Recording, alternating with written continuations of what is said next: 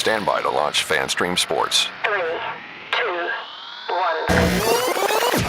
Let's start. Hello, sports fans. Welcome to FanStream Sports. Nothing but pure sports. This is the JP Show. JP, it is so good to hear you back on the air. Stand by. Now, here's JP. All right, welcome into a Pitch and Moan Monday edition of the JP Peterson Show.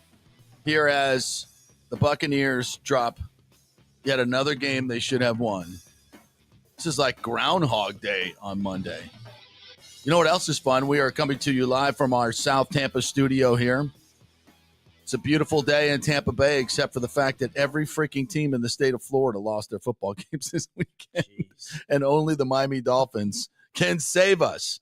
And I'm sitting right next to Nick. You can't see the actual two-shot, but maybe we'll throw that up later on in our beautiful new studio here in South Tampa. Thank you guys so much for joining us here. We got so much to get to, 2 hours of bitching and moaning. And, I mean, it just you can't do anything else. Football sucks in the state of Florida right now. If you're a fan of the Gators and the Bucs, the Noles and the Bucs, the Hurricanes and the Bucs, there's not a winning, Stetson, UCF, anybody. There's not a winning combo out there, isn't there? No, there isn't. Good morning to you, Nick Geddes from On3 Sports. How are you? How was your crappy weekend?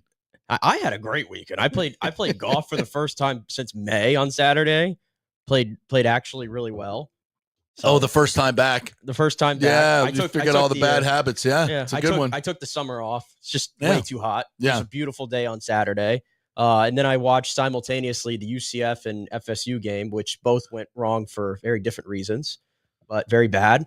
And then yesterday, fall wedding, as I said, not great. Fall weddings suck. But there I was sitting in the back row of that wedding with my phone in between my legs, and I did not miss a single snap of that football game yesterday. Attaboy. And waiting in line at the open bar was right when Jake Moody hits the game-winning field goal. Mm-hmm. So it was perfect timing to get my drinks. All right, well done. You gotta figure it out. You got to walk through the all the obstacles to get to the right situation, but you clearly did that. We've got lots to get to today. Corey Long's going to join us at 11:15. He's got a great feel for college football and coaching and recruiting, and he was covering the Bucs game yesterday, so he also covers the Bolts as well. So we'll get a kind of touch on a bunch of different things with him at 11:15. We're going to take your comments, get your thoughts in here all day long. You guys know where to hit the comment button. Facebook, you can do it there. You can do it on YouTube at the JP Peterson Show, at FanStream Sports. You can do it on X at the JP Peterson Show. Got a lot of comments on Facebook from yesterday, so we'll get to all that. We always like to get your thoughts, and as I get right into this, everybody already the comments are just fire bowls. Happy Veterans Day. Yes, happy Veterans Day, everybody. We want bowls gone. And John, even Rocco lost with the clones yesterday. I know. Tampa Bay is just not a winning combo right now. What happened? What happened to Tampa Bay? What happened in Tampa Bay? The Lightning are on a 4-game losing streak. Oh my God!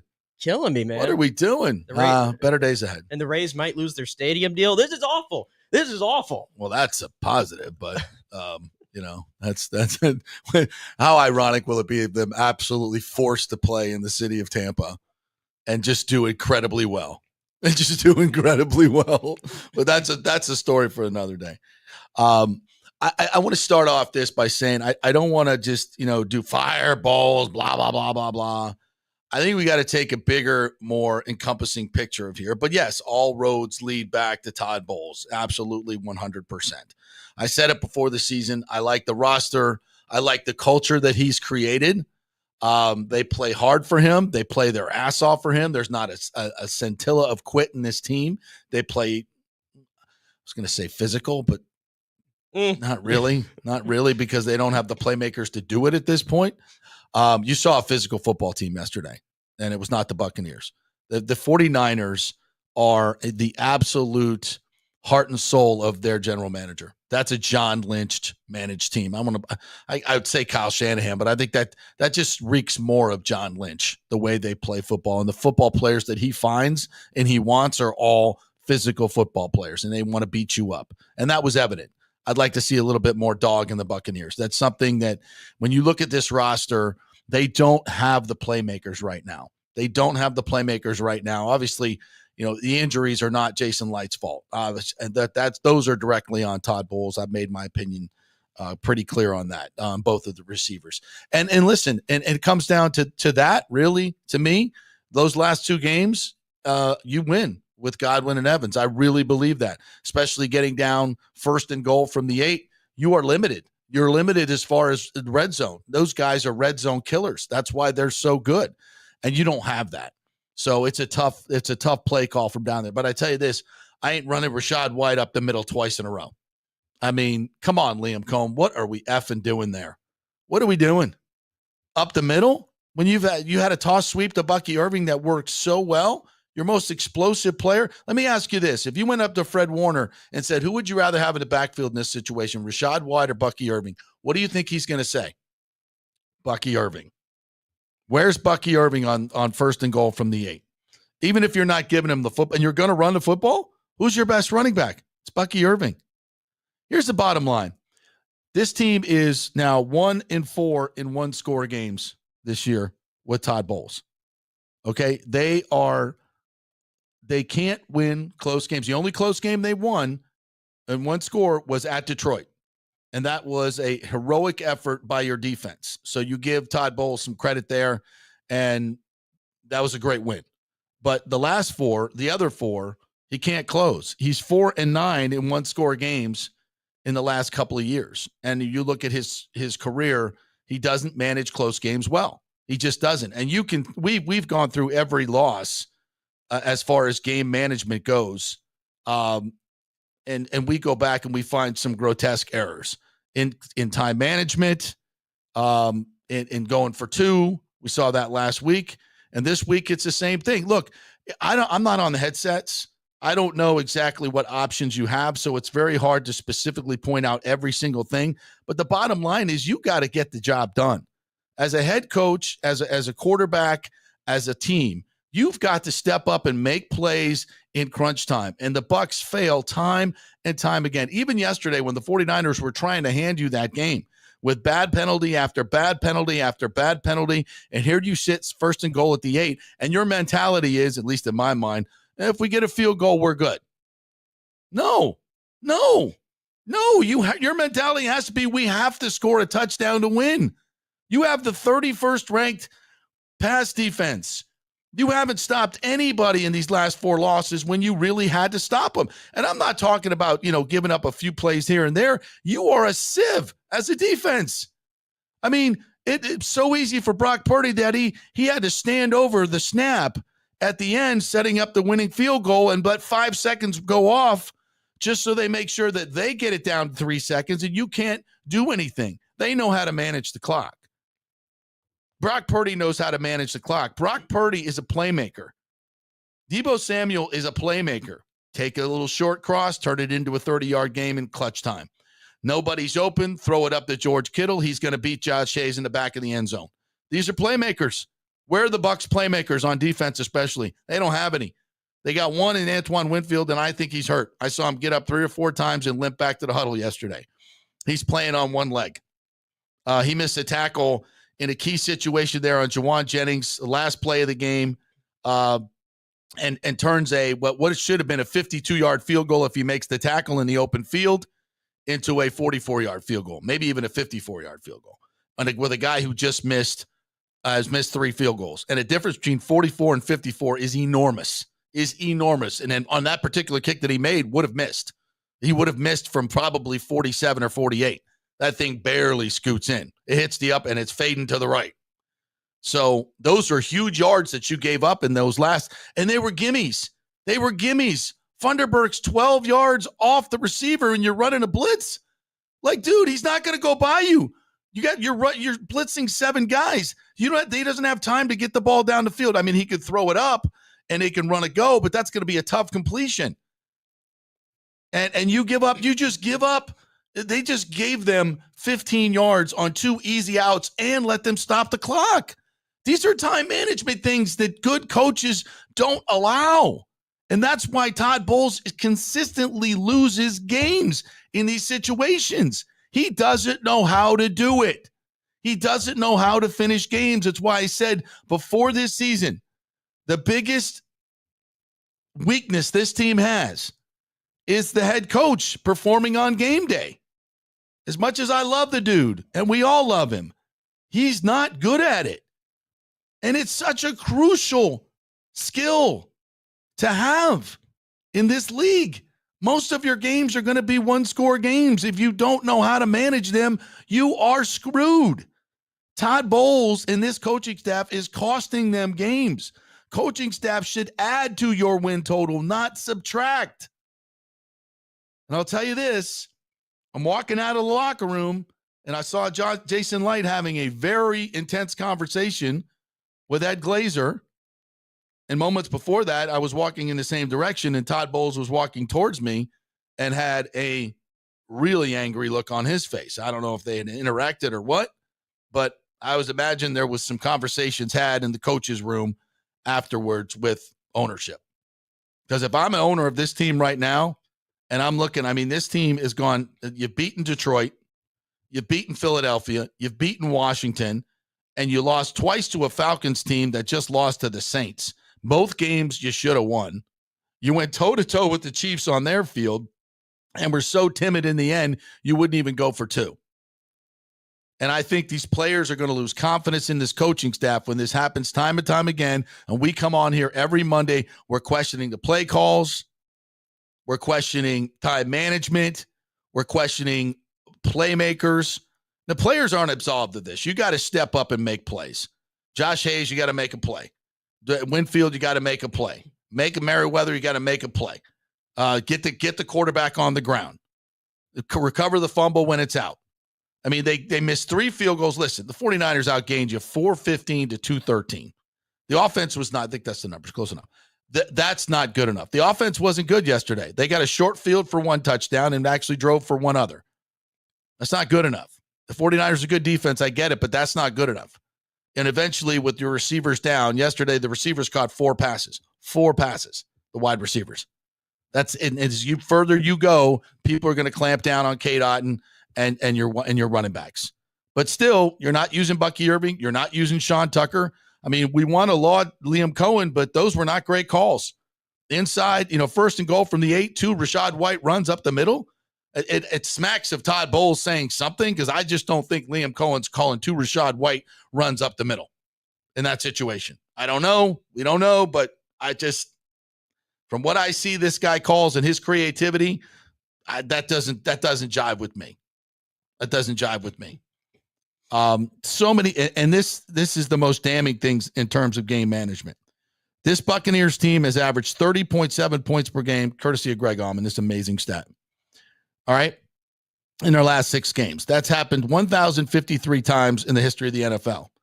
And only 2 teams have managed to get 1 win out of that scenario. The 2019 Buccaneers, the Jameis 30-pick season, not 33, 30 picks. There's 33 touchdowns, remember that. And this 2024 team. What is the constant on that? The Todd Bowles defense.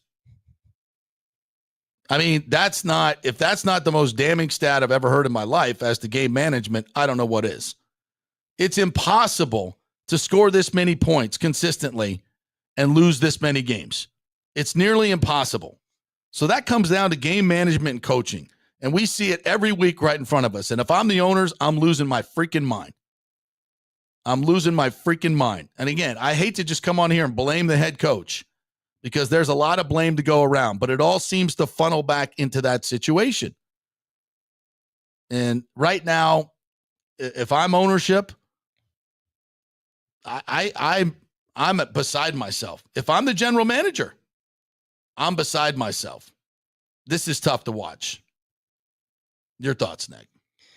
Well, first of all, you mentioned hey, they don't have the players out there.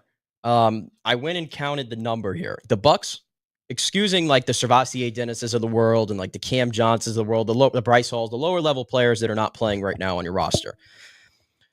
The Bucs are missing $54,374,925 of their salary cap for this year in cap hits right now, between Chris Godwin, Mike Evans, and now Tristan Wirfs not being out there. So between just those and Jamel Dean, between those 4 players, that's how much of your cap, which is a lot of it is going to those 4 players, by the way, that are not on the field for you right now. Yeah. Does that factor in?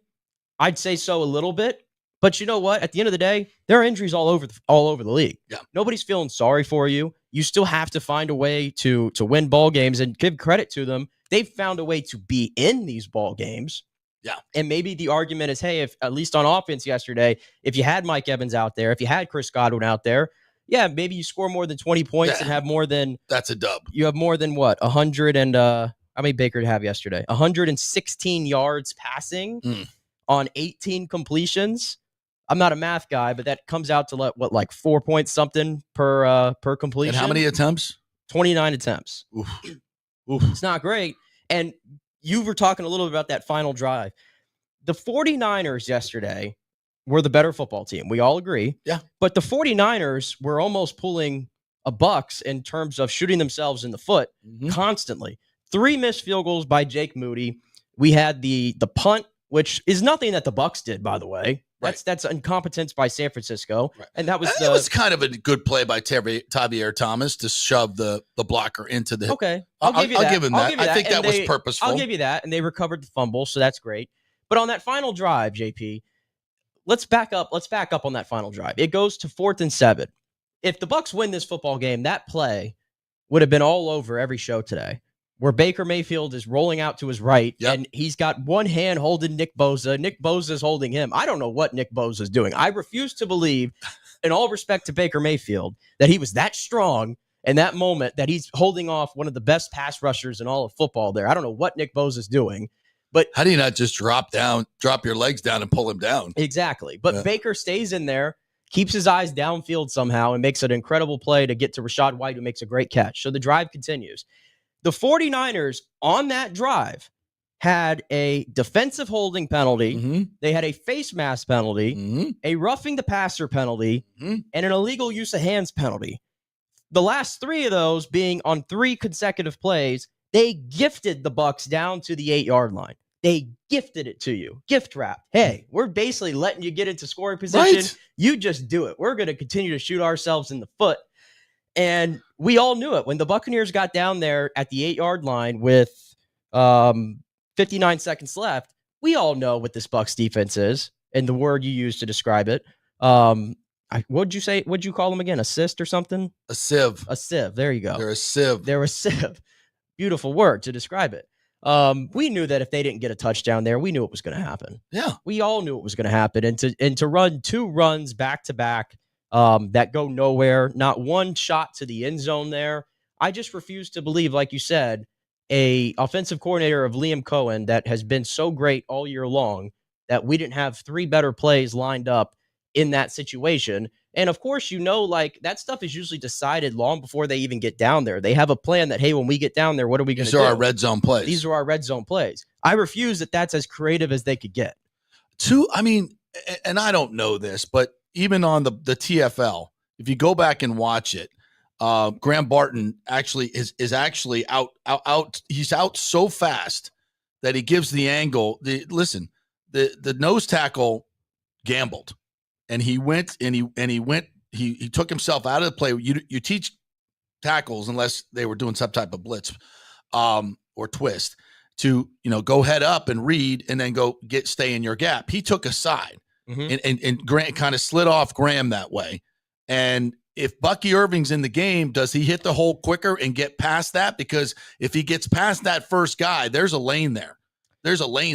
I just can't believe that Liam Cohen's from 1st and goal from the 8. Okay, you run Rachaad White, you get 3. It's not a bad first down play. 2nd and goal from the 5. We're going to run Rachaad White again up the middle 2 times in a row. That smacks of we're going to get a field goal here. Exactly. We're going to get a field goal here. We're playing conservatively. They played it safe, but again, Are we really surprised? No. We're not. No. We're almost just numb to it at this point. At least I am. I'm numb to it. I knew we all knew that the Bucs probably, if they didn't score a touchdown there, they're going to lose the game. And what do you know? San Francisco gets the ball back with 44 seconds.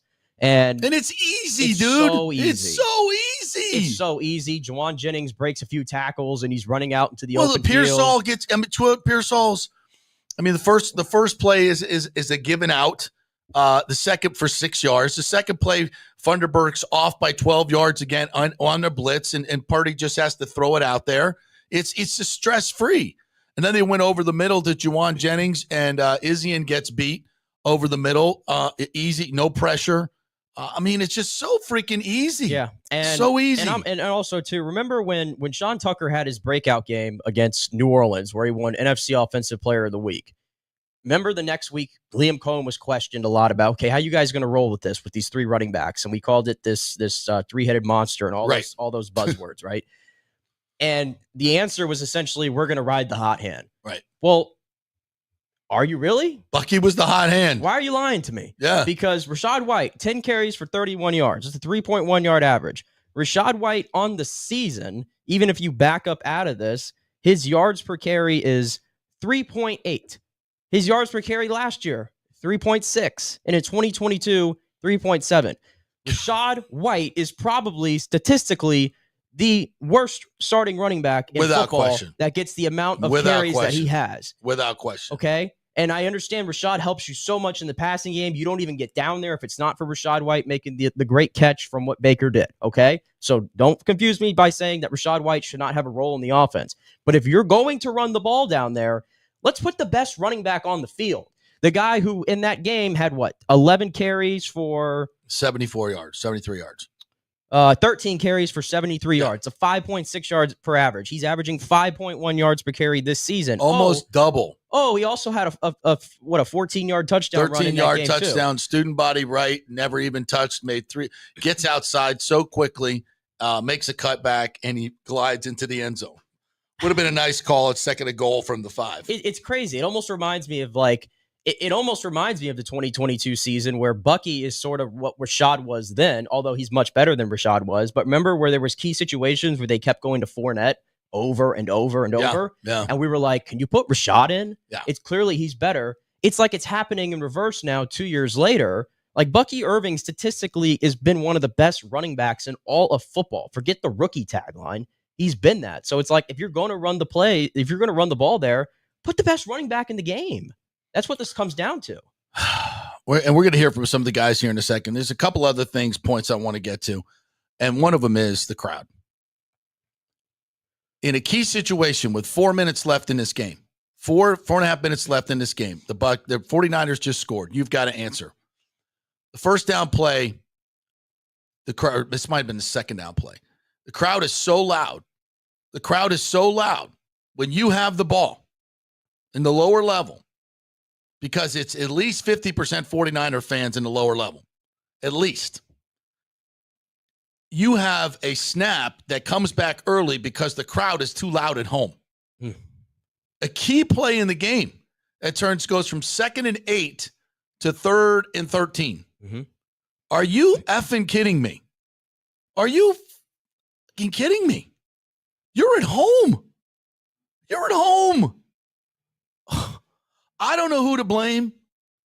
You know, I know Brian Ford, saw him yesterday. By the way, congratulations on your Salute to Service Award because of the great things you do for the military here and did yesterday. What a show that was. Flyover was amazing. The whole thing was fantastic. Happy Veterans Day.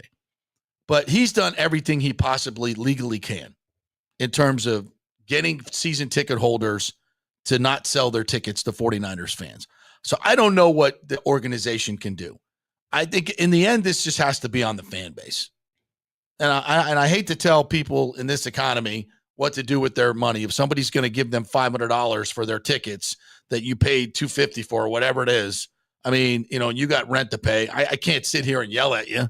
You know, I mean, I don't know who's to blame. I just know this. That sucks. It does. And if I'm a player, I'm like, what the F is that? And I forgot to ask Graham Barton if it was something, but why is he snapping it early? He must have heard something or didn't hear something. And you go to other stadiums, like last week in Kansas City when they had the ball, you could hear Pat Mahomes calling guys' names over the television. Could you not? You could. Yeah. I mean, listen, this has been a long occurring issue.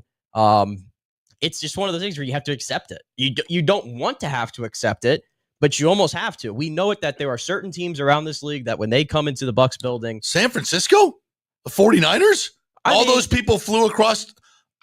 No, but I think San Francisco probably is one of those teams that has a fan base that's everywhere. Right. When the schedule comes out on the East Coast. Kind of like like yesterday in the Steelers-Commanders game, which was in Washington. And my goodness, there were terrible towels everywhere. Yeah. Everywhere. So, we sort of expect it. But at certain places. Yeah, I mean, it doesn't happen in Philly. It doesn't happen in New England. Yeah, it doesn't. It's not ideal. It doesn't happen in Pittsburgh. It's not ideal, and we also know that Tampa is a very transient city, and a lot of them probably. I had to get that bitch off my. But the execution level also. Okay, let's not. Todd Bowles is the head coach, but the offensive execution on that drive was freaking horrific.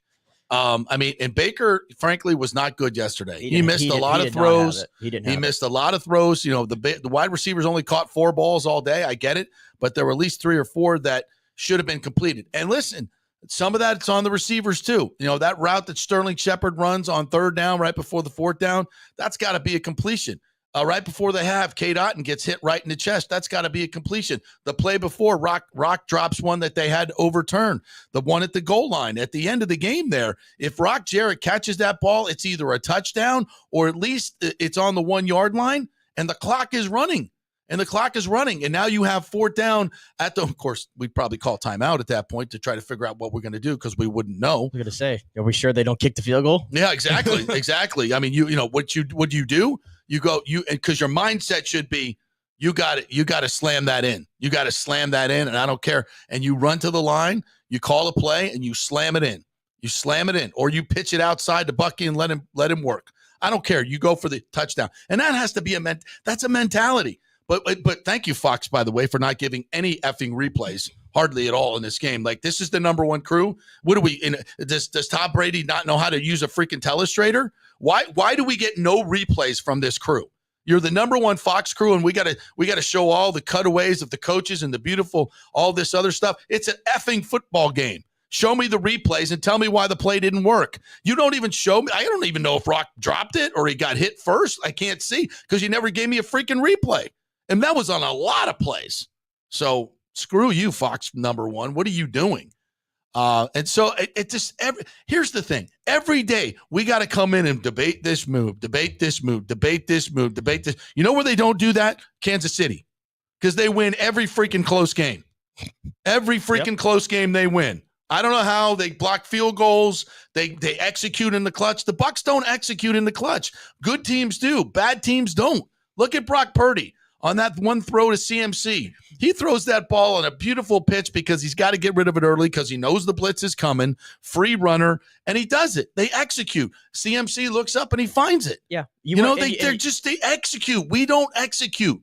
Yeah, the Bucs execution and the management of the game, it falls short particularly in 2 areas of the game, and that's usually before half, and it's usually at the end of the game. Yeah. It's 2 critical areas where it just cannot happen. And it's a sign of a very, in my opinion, poor coach football team. Yes. And just in general, a poor coach in Todd Bowles right now, who just like you said, like you've been saying all year, it feels like every decision he makes is always the wrong one. It's always the wrong one. It's a bottom line business. It's a bottom line business. And I know Todd's taking a lot of heat right now. And listen, I'm certainly, like I said last week after the Kansas City game, I'm starting to get over with it. Because you threw that stat out there that Greg threw out, and hearing that, it almost doesn't even sound real. It's not. It doesn't sound real whatsoever, but guess what? It's reality. And you know what else is reality? The Buccaneers are 1 game ahead of the Saints and the Panthers. Yeah. That's your reality. Forget the Falcons. Even though the Falcons stubbed their toe yesterday against New Orleans, who had the advantage, they had the interim head coach, they're going to play hard, whatever. And Darren Rizzi said he stunk up a bathroom before the game. He knew it was going to be crappy. Did you see that quote, by the way? I did not, but I love it. Darren Rizzi said, yeah, I got to the stadium today and I blew up a bathroom. And I said to myself, it's going to be a crappy day. Yeah. And that set the tone for him. I'm like, I love that. Yeah. I love that. It's a special team. Sometimes you got to win those. So they got the bump yesterday. Even if it smells, get me a dub. So they got the bump yesterday. But that's your reality. You are essentially 3 games back from the division. The division it's over. The race is over. You're not getting back in the division as far as I'm concerned. You're closer to Carolina and New Orleans right now than you are Atlanta. God, but and it's crazy to think about that. It's crazy because the Bucs started 3-1. They started 4-2. At 4-2 after that New Orleans game, going into this tough stretch, we were like, oh, this looks like a special season, but they're going to have to endure this part of the schedule. Can they steal 2? Nope. They lost All of them. Just turn one of those, but you just turn one of those 4 games around. And look where you are. You know, you're at, what, 5-5, right? You're at 5-5, yeah. You're at 5-5 with 6 wins ahead on the schedule. Six wins, you know, that you're going to be favored in. 1 you're not against the Chargers. That's it. You got 7 games left. You should be 5-5 and be 1 game behind the Falcons, essentially 2 if you lost 2 to the Falcons. But look who the Falcons just lost to. I mean, it's nowhere near over. If you can just start executing and playing big in the big moments, and you're just not. Yeah, the problem is too, especially on the defensive side of the ball. This is a big problem. Like, I think we can all see that there are some coaching issues over there, clearly, with the talent they have. Yes, but at the same time, you know, the only guy missing on defense right now is who? Jamel Dean? Yeah. You're only missing Jamel Dean. And you weren't playing well with Jamel. Let's get that straight. But the way the bottom has fallen out underneath without him there, because you don't have a playable option behind him. Right. Thunderberg's not a playable option. Josh Hayes is just a mistake after another. Even when he makes a great play, he follows it up with a bad play, with the Kittle touchdown in the back of the end zone. So see, I put that more on Kittle making Kittle's a great play player. and Purdy making a great throw, Yeah. and absolutely no pressure on the quarterback whatsoever. But even like the playmakers you have, like Levante David, I thought Levante played He played great really in the run well game. in the run game yesterday. They held CMC to 3 yards a carry. They played great in the run game. I thought they played well in the run game, but I mean, Antoine Winfield Jr., again, you said he might be playing hurt. Whatever the case is, Antoine Winfield Jr. can't make a play. He just can't he can't make a play right now. Jordan Whitehead can't make a play right now. And there were 4 times, I think, yesterday that I counted balls were tipped up in the air. And there was one fumble that's on the ground, and you don't get any of those balls. No, they can't. I mean, part of that is luck, but part of it also is awareness. And where's that Rondé Barber? Where's that Derek Brooks? Where's that guy that's just always there? When that ball pops up in the air, he's always there to get it. Right. You know, they're just reading the offense, watching the play develop, and they're just instinctually know where the ball's going to go. We got none of those guys. Although when I'm watching Carlton Davis make diving interceptions, Devin White comes streaking across the field to make play, just to rub our noses in it last night on Sunday Night Football. The Bucs haven't not had a defensive interception, I believe, since the New Orleans game against Spencer Rattler, of all people. And Carlton Davis is making diving interceptions right after his coach said, "Yeah, we could use a takeaway." Next play, Carlton Davis, and then later in the game. But you know what part of that is? Part of that is those guys. I'm watching guys make plays all over. You know what they're doing? Jumping routes. When's the last time you saw a Buccaneer a receiver? What did Tom Brady harp on? He must have said it because I watched the broadcast. He must have said it 20 times last night. They're not close to the receivers. There's too much room. They got to man up. They got to get closer, close down the space, got to be more aggressive in your coverage. I mean, you go back and watch the catches. There's no one within 3 yards of any of these guys on almost every play. Yeah. Almost every single play, there's no one within 3 or 4 yards of them. How is that a defensive philosophy? Guys don't jump routes. They don't do anything aggressive. It's just a lot of sit back and do nothing. They suck at zone defense. How many times am I going to be as a linebacker? Oh, I'm sitting in a short zone. Oh, here comes a wide receiver right behind me. I'm going to catch it in the middle, run for a freaking touchdown. Like how many times? Like at what point do you just drop and look, okay, here he comes. I mean, I'm doing it. I'm like, here he comes. Watch this. Purdy over the middle. Hits Pearsall in stride. Off for a touchdown. I mean, and Antoine Winfield's playing single high safety going the wrong way. What are you looking at? Like, what are you guys looking at? It's an all-pro player. It's the highest paid player at his position in the league. And these are the mistakes he makes. That's what I'm saying. It's easy for every quarterback. I saw like the quarterback ratings or something by the last 4 quarterbacks the Bucs have played. It's all been 117 or more. For context, Lamar leads the league with 122. You're basically allowing the best quarterback performance every single week against your defense. Yes. And that's where I go back to Todd Bowles. Like, to me, the criticism is so warranted because your defense now has fallen to 31st in the league. I know we kept saying, it was second last. No, it's officially 31st in the league. You're 1 yard better than Jacksonville. Yeah. Okay? 1 yard better. And then you compound that with the coaching decisions that he makes during the game and the lack of clock management and timeouts and all these things that we've been over all season long, right? I come back to the question. Show me where the value of Todd Bowles right now is showing on that field. Show me where it is. He's killing you. He's killing you. It's just, he's killing you. It's not all on him. Like we said, the players got to make plays too. But it's listen, his side of the football. He's talking, well, we didn't execute. Okay, you got CMC on Anthony Nelson in the flat on 3rd and 5. Okay, yeah, he didn't execute. That's bad coaching. That's a bad plan. Remember, that's a bad plan. Remember when Funderburk 12 yards off when you got to keep the guys in bounds, and you're 12 yards off. You're just giving them an out with 40. It's not 21 seconds left. It's 41 seconds left. Yeah. You can't just give them 8-yard outs. Do the flipping math. Jesus Christ. I'm sorry. I'm glad there's nobody else in the office today. I'm just it's warranted. I'm as frustrated as these guys.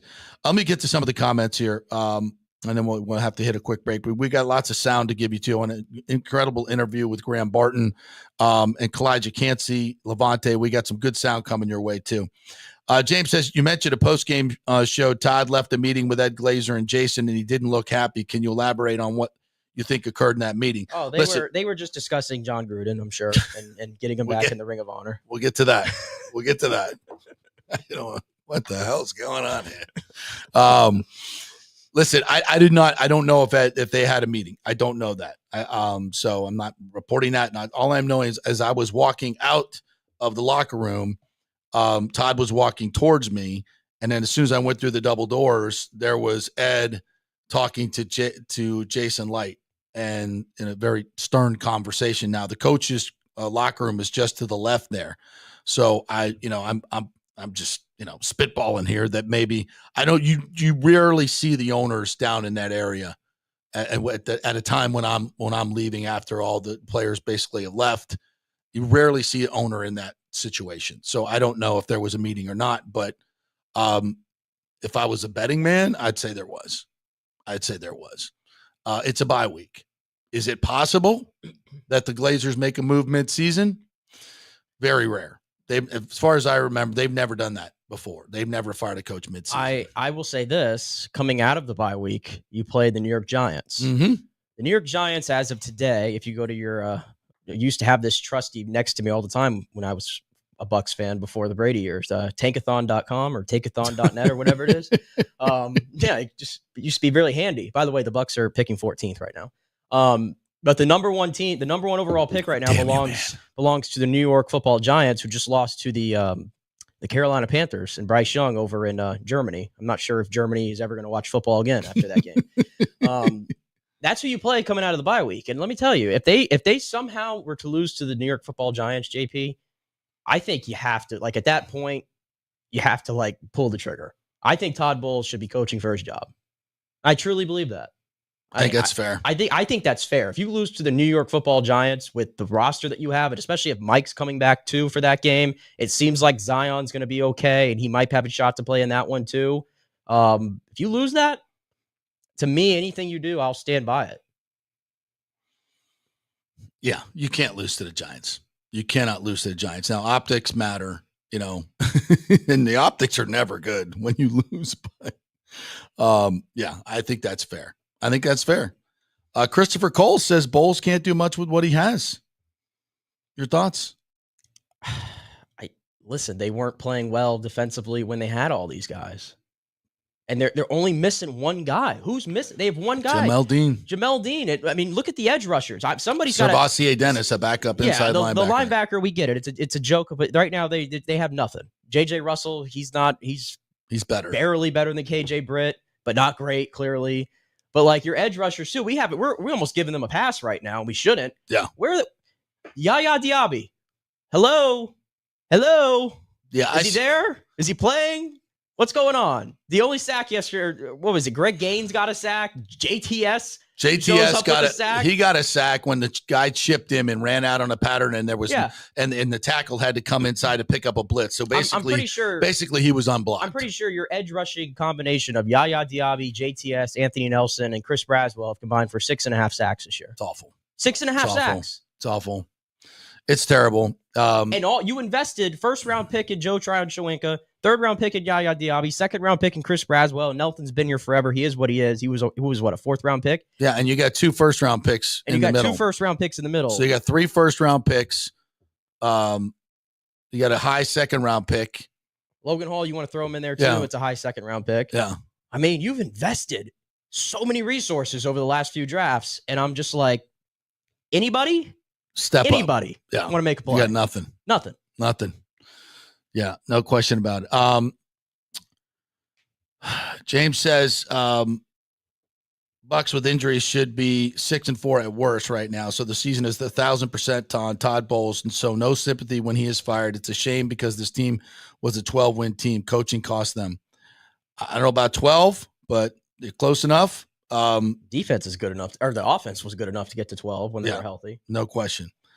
JP, no to Bill Belichick. We do not need another defensive coach that doesn't understand today's NFL. He'd bring McDaniels as OC, which no thank you. I'll take Cohen as offensive-minded HC. The only reason we were discussing this yesterday, well, I don't want to get into that right now because I'm going to zero in on this game. The second half of this show, we'll get into possible coaching changes, who's available, what's the future look like, that type of stuff. Okay.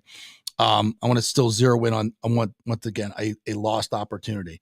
We have a competent head coach, says Bucs Basement. We'd be a 6-7 win team easily. I agree with that. Nick, who is Sean Tucker? Says Rick. James says Bucky would have lost yardage on that second straight run up the middle. It was the play call, not the player. Can we agree on that? No, I think Bucky hits the hole quicker. Look, and why is that defensive tackle picking his side? And, that's a play. He made a play. And by the way, on that play, let's go to Graham Barton. Which one is it? The shorter one. Do you know which one's the shorter one? Let me hit here. And losing like that. Is this the one? No, the other one. Other one then. Okay. Go on a run here in this back stretch. That last series, you guys look like you were just going to slam it in there. You've been running the ball great. Yeah. What happened on that TFL? What did you see? Yeah, we were running a tight zone play, and we knew there was pressure coming off the edge. So I've got to play with tighter feet and be able to sort of keep that guy more at the line of scrimmage than allow that much penetration. So that one's on me. And like I said, I've got to look within myself and see what I can do better. Like plays like that down the stretch, I've got to be able to eliminate those. There's no excuse for that. So got to be better in that area. What about this manageable schedule you have down the stretch? I know every game is a war, but and you guys have really proven you can run the football on anybody. How much knowing that with some of the guys that you've lost gives you a little bit of confidence down the stretch? Yeah, I mean, it doesn't matter who we're playing. We get confidence in ourselves and who we are as a football team and our identity, no matter who's out there. So, we're excited to sort of get this week to reset and then go attack these last this back stretch. I mean, we're, like you said, this is the NFL, and there's not an easy game by any means. So we got to have, all hands on deck and full, hit the gas going forward and go on a run here. So he takes that. And if you go look at the play, Graham gets off the ball so quickly that he's anticipating getting pressure from that nose tackle and sealing him off, right? And that nose tackle just takes an outside release, I don't know if it's outside or inside, but just goes to, as Graham's coming out to the right and firing out, and you're expecting the defensive lineman to go that way and go with the flow. Well, that lineman takes kind of a roundabout step and gets around him and into the backfield quickly. Make it a play. Make it a play. Going at. It's good. That's great awareness of where the play is going to go. He knows it's coming up the middle. He feels that, and he makes the play. I mean, that's something that you don't see Buccaneer players doing. It's like the zone defense is just the worst. We do not know how to play zone. How guys they never attack a receiver that's in their zone. It's almost like let him catch it and then tackle them. Don't play the ball. Don't try to break up the pass. If he's in your zone, just let him stand there open, wait for him to catch the ball, and then go tackle him. Like, that's not defense, bro. That's just awful. And I'm tired of watching it. I'm just disgusted watching it. I just, play man and get burned. It's the hardest. I don't care. It's the hardest watched unit in the league. Yeah. It really is. Michael LaRue says Todd Bowles coaches the game not to lose. He never goes for the win. His record is now 21-23. Bingo. With this competition and the roster that he has, I'm sorry, you got to be better than your record. You got to be better than your record. All right, we're going to take a break. Come back on the other side. We got lots more sound to get to you.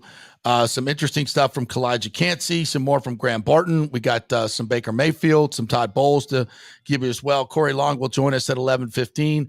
We're going to get into what happened at Florida State, what happened at Florida. We'll talk college football, other plays around the NFL, so much more to get to. We're brought to you by the Jeeves Law Group, and here we sit in our Jeeves Law Group studio in beautiful South Tampa, Soho here. Thanks so much to this Jeeves Law Group. And if you guys have any questions about maybe hurricane issues with your insurance company, if you've been involved in an accident, you have issues at work, whatever your legal questions are, the Jeeves Law Group can handle it. JEEVES lawgroup.com. They are local, they are trusted, and they get results. And that local means something, folks. To know the local landscape around the area here is very, very important. So go to jeeveslawgroup.com, contact them through there, and tell them JP sent you. Back in 3. Stay with us. We've had a lot of fun with the monthly birthstones, and October is no different, where the birthstones are opal and tourmaline. All the colors of the evening sky are captured in the mysterious shifting hues of opal, and tourmaline has a color palette for every mood. Did you know that opals have been cherished for centuries, associated with royalty and good fortune? Tourmaline was once thought to protect against evil and enhance spiritual connection, adding to its allure. And during the 40th anniversary, you can find a special selection of this precious gemstone, from stunning rings and necklaces to elegant earrings and bracelets. Of course, Steve Weintraub handpicks every piece for its brilliance and quality. The expert staff will help you find the perfect gift, whether it's for a loved one, a special occasion, or a treat for yourself. Visit the Gold and Diamond Source today, where you'll always find the perfect gift. It's more than jewelry, it's love.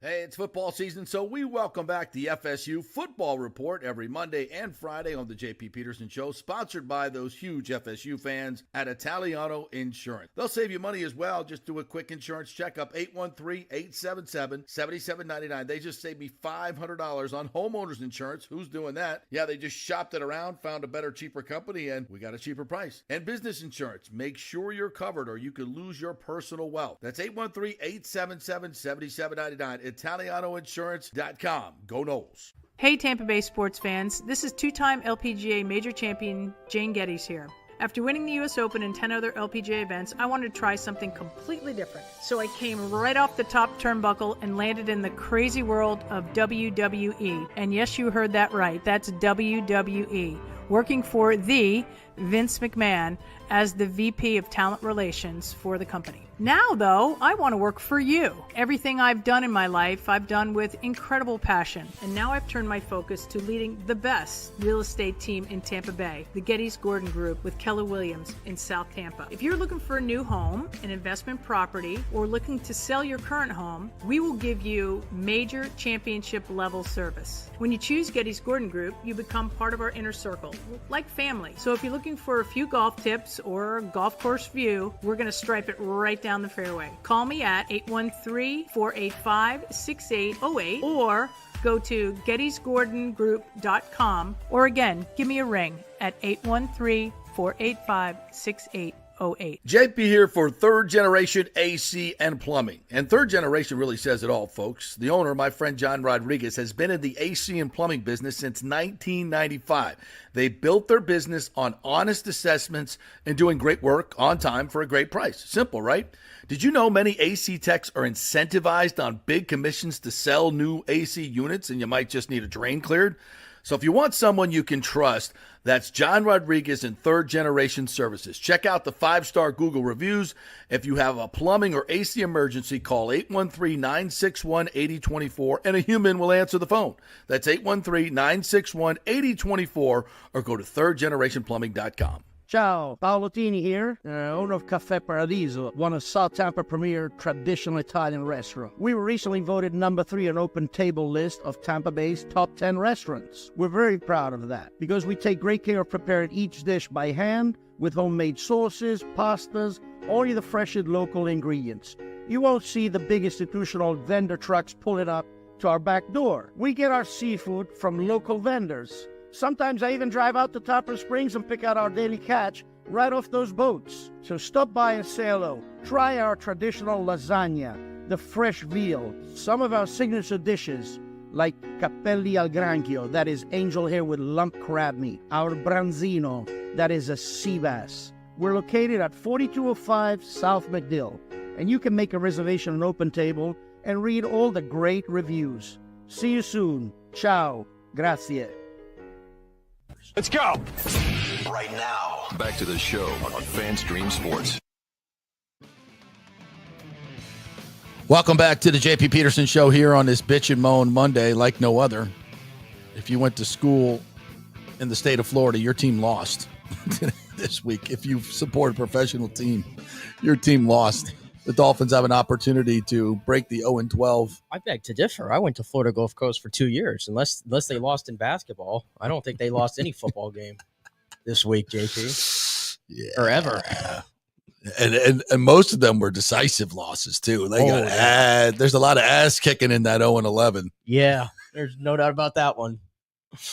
We're brought to you by the great folks at Italiano Insurance here.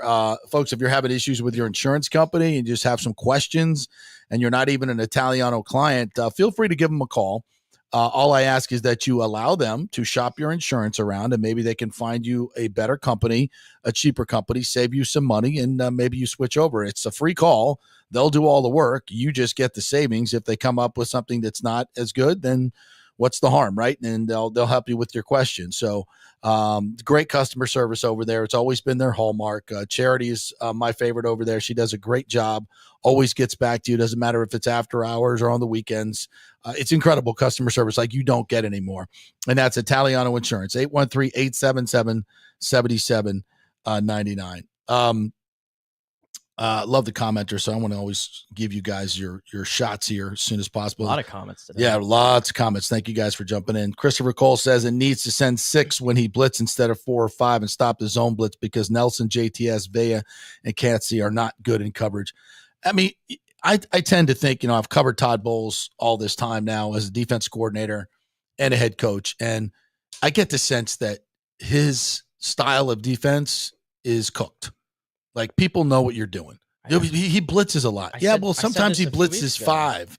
And, blitzing 5 when you got 4 that can't get home. The question is, are you pressuring the quarterback? And I question, too, how easy is it for guys to pick up? Because if we're in this is season 6, right, of Bowles being the DC. Mm-hmm. If we're in season 6 of this, and a lot of these guys have been, or at least a few of them have been here for a while, and they're some of the culprits that we're pointing out right now, where we're questioning what are they doing on this play. If they're having busted coverages and lack of communication and all those things, like, I have no choice but to point to your scheme. And I'm like, is it too difficult? Is it that simple? So is he so smart that, sometimes guys who are really smart at what they do can almost overcomplicate things too sometimes. Is that what's happening here? Like, I have to think, because, I mean, it just seems like ever since he's become the head coach, this has been the trend. Yes. This has been the trend. Like, they're on pace. Greg just said they're on pace to give up 127 points more defensively this year. They won't, because of the teams they're going to face in the second half of the season.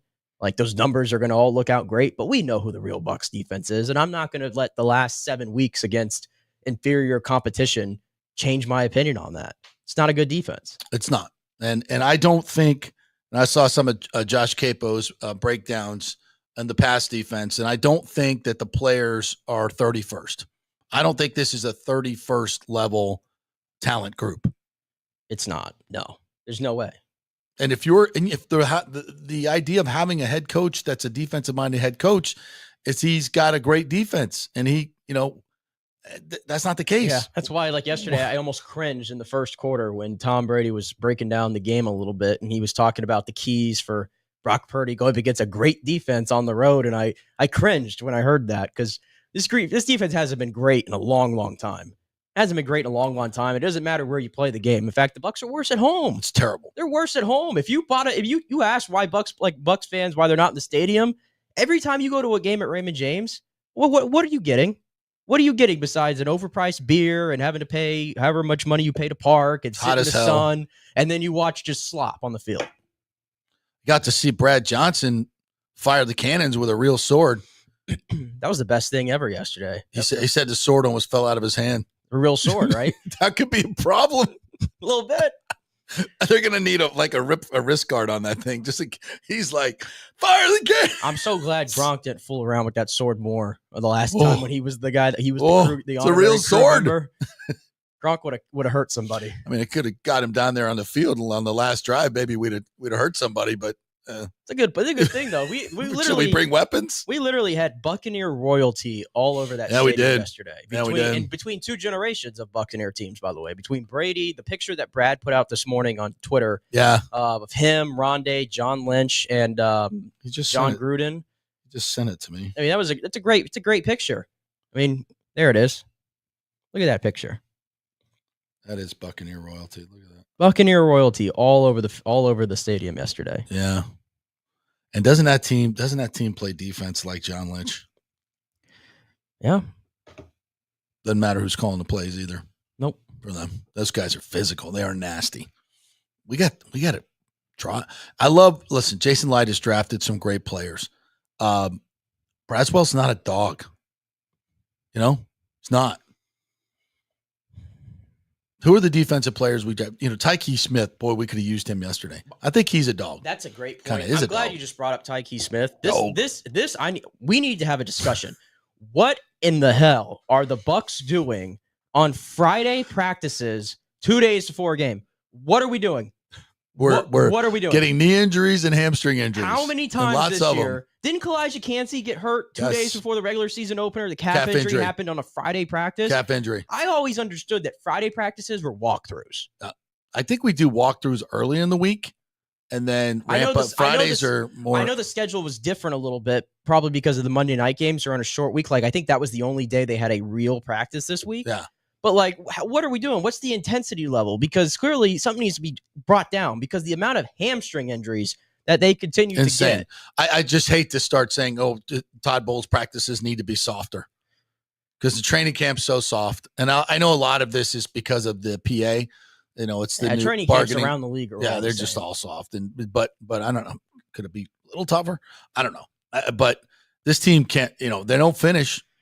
If you want to point to stamina in the fourth quarter, I'd like to think, you shouldn't be out there for 73, 83 plays. That's more on your lack of execution on third down, where the Chiefs are going 12 for 18 on third down, which has a lot to do with coaching and lack of execution. So again, and speaking of the injuries, this comment from James here that just came in, he said, what happened to Jalen McMillan? He was activated and doesn't play. Something is up with this guy, and it seems Baker is done with him. Yeah, that's weird. It's weird because remember Baker was asked about it after the Kansas City game. Like, when did you learn that Jalen wasn't going to play? And he was like, just right in the locker room before the game. And the way he answered it kind of seemed like miffed. There was more to it. Mm-hmm. And if he's working out pregame and you got the report from Fowler earlier in the day that, Jalen McMillan's going to play, he's active. And he was active, and he doesn't go out there. Like, stands on the sideline. Like, I don't want to be the guy to say, like, I'm not in Jalen McMillan's shoes. I don't know how bad his hamstring is. I'm not going to be the guy that tells him you need to get your ass on the field. Like, I'm not going to do that. But it just seems a little odd to me that you're active, but you can't play. You can't have an active guy not play. Like, somebody has to make a big boy decision an hour and a half before the game and say, okay, somebody else is up. We can't just have you only have so many spots. Right. And I also don't want to talk out of both sides of my mouth and say, look, you shouldn't have put Mike Evans back in the game. If a guy's got a hamstring injury, especially a wide receiver, you can't push him. Well, then make him inactive. If he can't go, you should know. You do that test before the game. The guy runs out. He runs through routes, and he says he can go or he can't go. There's no, I can't go, a half hour before the game. Like, that's again, right. Mismanagement of the player or the coach. I don't know which, but you can't have a guy stand on the sideline. Well, we had two playmakers on the sideline that didn't play. Sean Tucker and Jalen McMillan. What? For McMillan, it's like, it sucks because with Mike and Chris out, this was a golden opportunity for him to step into that number one role because let's be honest, with all respect to Ryan Miller, and Raheem Jarrett's made some good plays, Sterling Shepard, Trey Palmer. Not yesterday. Yeah, right. But all respect to all those guys, this was supposed to be McMillan's time. Yeah. You're supposed to be the guy that steps up, and if you're not on the field. Did we get training camp hoodwinked again? Is Trace Palmer still tweeting that he woke up pissed off? We're still doing that. We woke up pissed off today. For 0 for 0 yesterday. Yeah, he played like the fourth most snaps of the receiver. Trey Palmer getting less snaps in his second year than Sterling Shepard, Ryan Miller, and Raheem Jarrett. Not great. Not great. Jalen McMillan not playing. The NFC Offensive Player of the Week, who totaled 200 yards from scrimmage, can't get a touch yesterday in a game where you rack up a hefty 215 yards on offense. The dude almost went for 200 himself. You did 200 yesterday. We can't lose sight of the fact that this offense it has no explosives, hardly at all in this game. And your most explosive player, or somebody who's actually done it in games, is sitting on a sideline. Yep. What the F is that? Listen, you got no receivers. These guys can't play. Put Rachaad White in the slot. Put Bucky and Sean Tucker in the backfield and go play. They should almost use Rachaad, and I'll use an example because we just saw him yesterday, and the way San Francisco uses him in different ways is you almost should use him in a Deebo Samuel type way. Absolutely. He's not a great running back, but you're using him as a running back. Right. He's a great receiver, and you got no receivers right now. Can we be a little bit creative? Can we be a little bit just out of the box instead of doing the same shiz all the time? Yeah. That's why the offense, listen, we focus a lot on the defense, but the offense is not absolved without you got to listen. You got to have playmakers on the field. Okay, every snap that Trey Palmer takes is a wasted snap. Every snap that frankly, Raheem Jarrett takes, every snap that any of those wide receivers take is a wasted snap. Yeah, Raheem Jarrett had chances yesterday. Yeah, and he didn't answer the bell. Yeah. I mean, come on. Yeah, and even we were talking off air before the game, and I said, the lack of explosives. Well, there was a chance to have a big explosive, and it would have been a touchdown where Baker spins out of a sack and he immediately throws it. And yes, he comes out of it flat-footed and he has to throw it because there's no time, right? He has to let it go. Got to rip it. But safety's coming over. Obviously, you want a better throw there because Ryan Miller had 2 steps on the corner, and if you throw but he was late because he was going to get sacked, so he escapes the sack. So he throws. I thought for the play that he made, thought it was a good ball. You got it again. It probably could have been DPI too. Yeah. Oh no question. He gets there early. No question. I know that the guy, I think it was Pereira, who's doing it for Fox, says, "Nah, that was a non-call." Bull crap. If a guy gets there early and hits your arms while you're going to catch the ball, that's a freaking foul. That's a definition of pass interference. If you get there early and affect his ability to catch the ball, I don't care if it's a split second or what. If you're grabbing his arms and the ball's right here, that's a foul. Yeah. That's a foul in the end zone. You got to call that. Or here's the thing, Ryan Miller, go make a play. Shield the body. Go up and grab the ball. Don't catch it with your hands. Try to catch it with your body. Try to catch it with your hands. But we already know that Ryan Miller's not going to make that play because they did. Remember the flea flicker against Baltimore? Yes, same thing. It's the same thing. Like, go make a play for me, Ryan. So if those guys aren't playmakers, get them the F off the field and put Rachaad. Your best 3 playmakers right now are Rachaad White, Sean Tucker, and Bucky Irving and Cade Otton. Those are your guys. That's the 4, Those are your guys. And those guys should be on the field all the time. All the time. Find a way. The fact Sean Tucker doesn't get a touch is criminal. And you got 215 yards. Well, we were running the ball. Okay, you were. It was okay. Okay, but Rachaad White got 10 carries. That's 7 more than he should have. And Sean Tucker but we can't pass block with. Guess what? When Wirfs went down, you weren't taking 5 steps anyway. You were getting the ball out quickly because you knew school couldn't keep Bosa off him. Yeah. One time you tried it, he sacked him. Yeah, I see both sides of it. Like, they keep Rachaad out there because Rachaad is the best pass blocker they have. He does. I get that. I see both sides of it. But my argument is you have like 50-ish plays at least every single game. There's got to be at least a handful that can go to Sean Tucker. Yeah. Especially with, like you said, the receiving group that you have out there right now that's letting you down and not making any plays for you. There's got to be some kind of package. I mean, they run the pony package a good amount. Like, why can't Sean Tucker get in there at some point? Yes, it's criminal. And James says here, maybe during the bye week we'll fix the running back mess. Like you said, all 3 running backs have skills to put them all on the field. Maybe Liam needs this week to scheme a 3 running back package. Yeah, I got news for you. These wide receivers are not getting it done. So why not flex Rashad out? He's a great route runner. He catches the ball so well. He's big. He's a big receiver, more like Mike. I know Mike's coming back, but still, why not at this point, what's Sterling giving you? Not much. Sterling's made some big plays for them. At least he gets open. Yeah, at least when Mike comes back, it becomes a little bit easier because Mike's going to obviously go back to his normal spot, as we know, on the outside. And then you could probably have Sterling out there too. You can throw Rashad in the slot if you want, and you can have Bucky and Sean alternate at running back. To me, that's your best bet. Yeah. All right, you had some Baker. I want to listen to a little bit of Baker here before we hit the second break here. All right, let me share my screen here for y'all. Hopefully this was the money quote when asked to play those plays at the end of the game. 1st and goal from the 8. 2 running plays up the middle.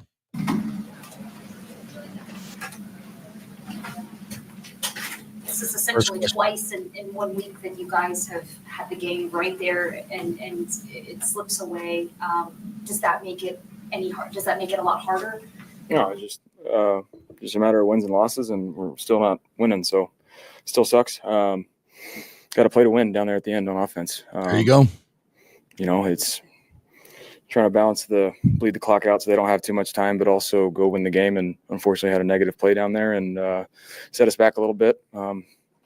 Just got to make a better throw or win our one-on-one matchups and somehow find a way to win. That's all that matters. Would you have wanted to go for it on 4th down? I know it was an unfavorable situation. Not there. From that far out, no, not a question.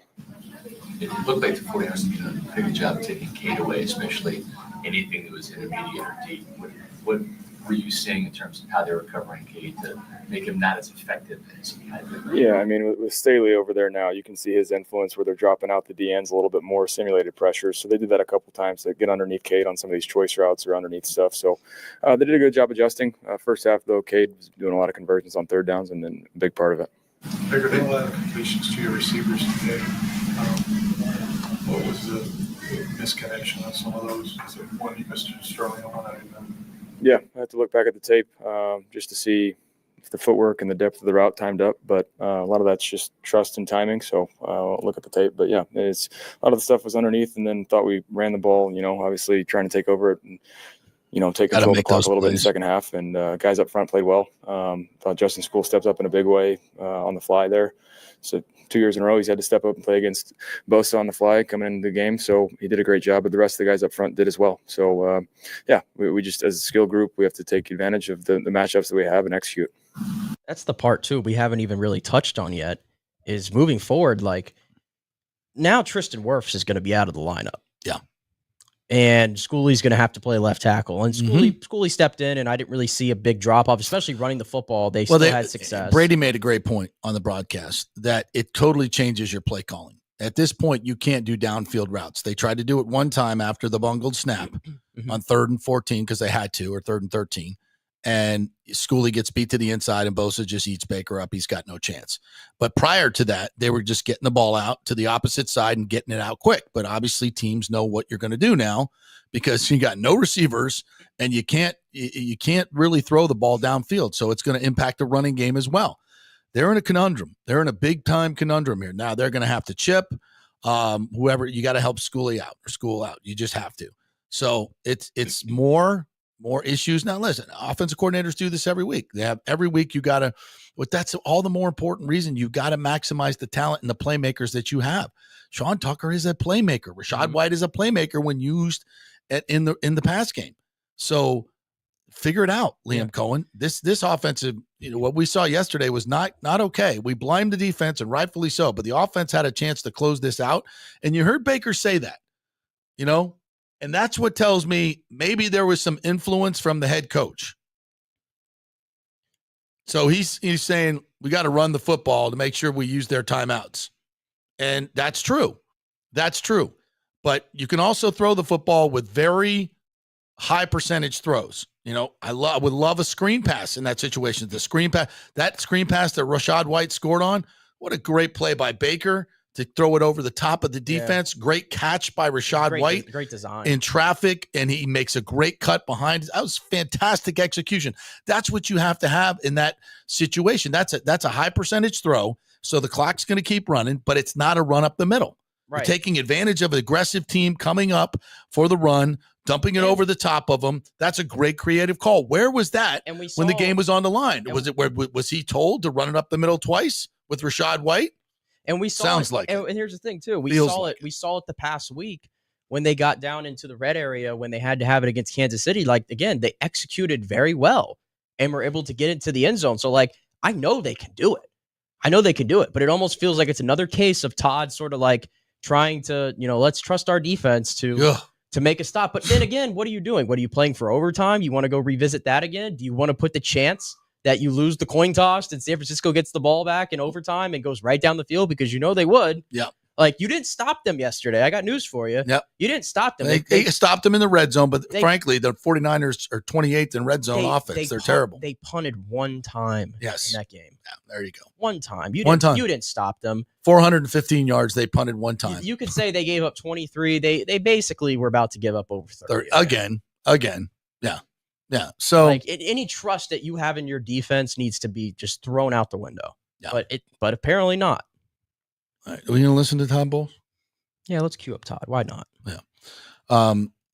Since he is the object of your ire, all you people in the comments, and I don't blame you. Then we'll hit a break and talk some John Gruden. Oh boy. What are we doing? I didn't have that on the show sheet today.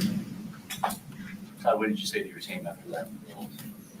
Got to finish ball games. Guys get a chance to play. They got to come and play and execute. We can't play hard and then not play smart at the end. We got to play smarter football. There's nothing wrong with how hard we're playing and how tough we're playing, but we got to finish games. We got to find a way to finish ball games, making too many mistakes at the end.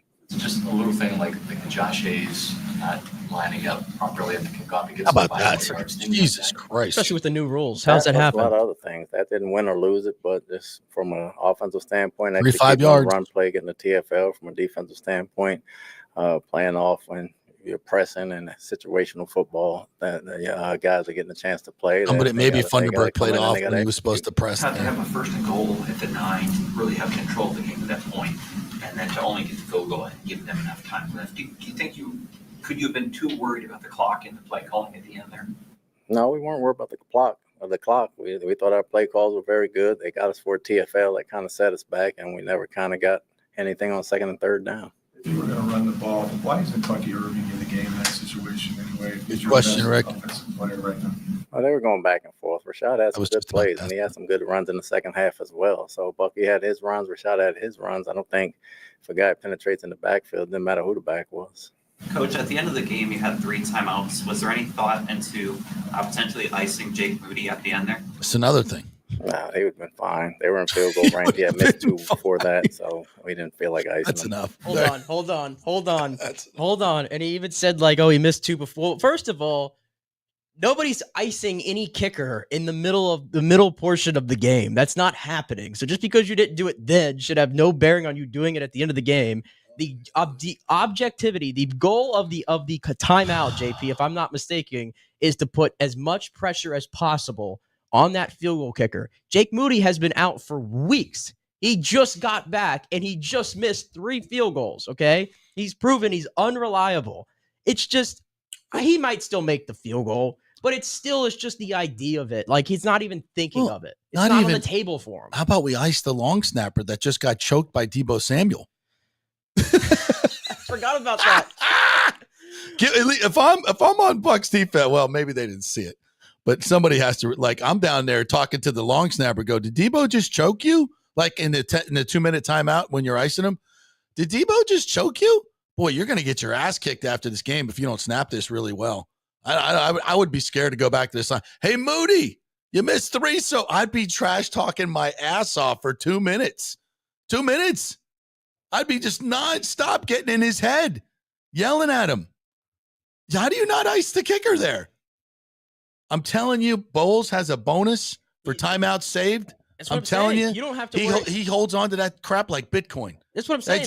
He thinks he gets a free Bitcoin every time he doesn't use a timeout. And then that's what I'm saying. Like, it's one thing for us. It's one thing for us to question his job status right now. It's one thing for fans to do it. Todd Bowles is doing it to himself. Right? He's doing it to himself. He's coaching himself out of a job. And if you can't see that, I can't help you. All right, we're going to take a quick break. When we come back, Corey Long's going to join us. He covered the game yesterday. I also want to get his thoughts on the firings at Florida State, what's going on at Florida. Billy Napier, Florida fans. Billy Napier had like 3 days of peace, and then he just lays an egg in Austin. Oh, my Lord. We are brought to you by the great folks at the Gold and Diamond Source. It's November, folks. The holidays are coming up. Great time to get engaged. So go do that thing. And, of course, it's the best place to buy a ring. Nick knows that. I know that. We all done it. Great customer service there as well. They're not going to try to talk you into something you don't need. And, folks, you want a real diamond. Don't get a fake diamond for your girl. That is not a good idea. That is not a good idea. Get a real diamond and know that it's a real diamond because you trust the place that's been in business for over 40 years. That's important. How do you know? Go to some of these. Buy a diamond online. Are you out of your freaking mind? It's the Gold and Diamond Source at 3800 Almerton Road. Back in 3.